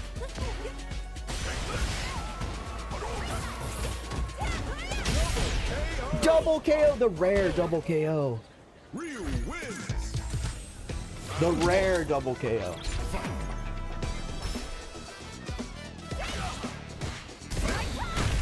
Oh, it wasn't enough.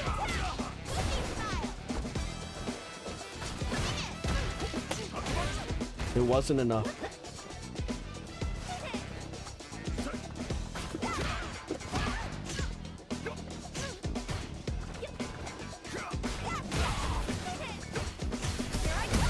There it is.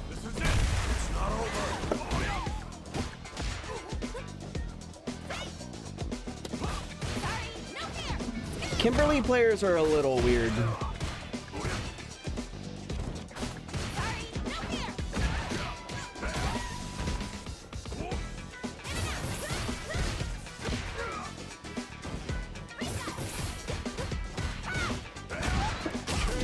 Kimberly players are a little wacky.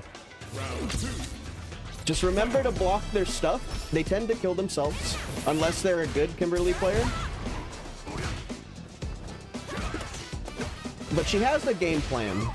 I'm going to dash in.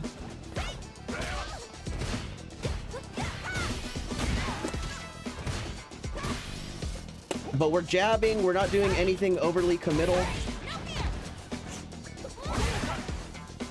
We're not doing anything overly committal. We're just letting her kill herself like that. Like this.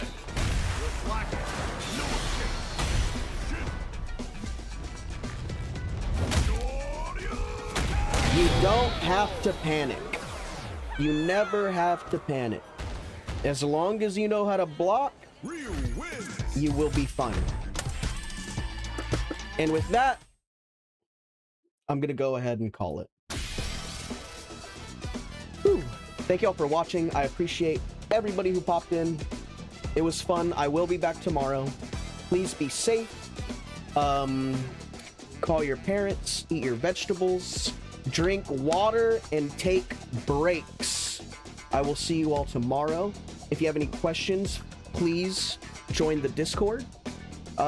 Ping me, ask questions, leave a comment, etc., etc. I love helping people learn, and yeah, we'll do it again. Thank you for the follows. If you're new here, please consider dropping a follow. That way you can continue getting some more educational content. I will see you all tomorrow. Be safe. Goodbye.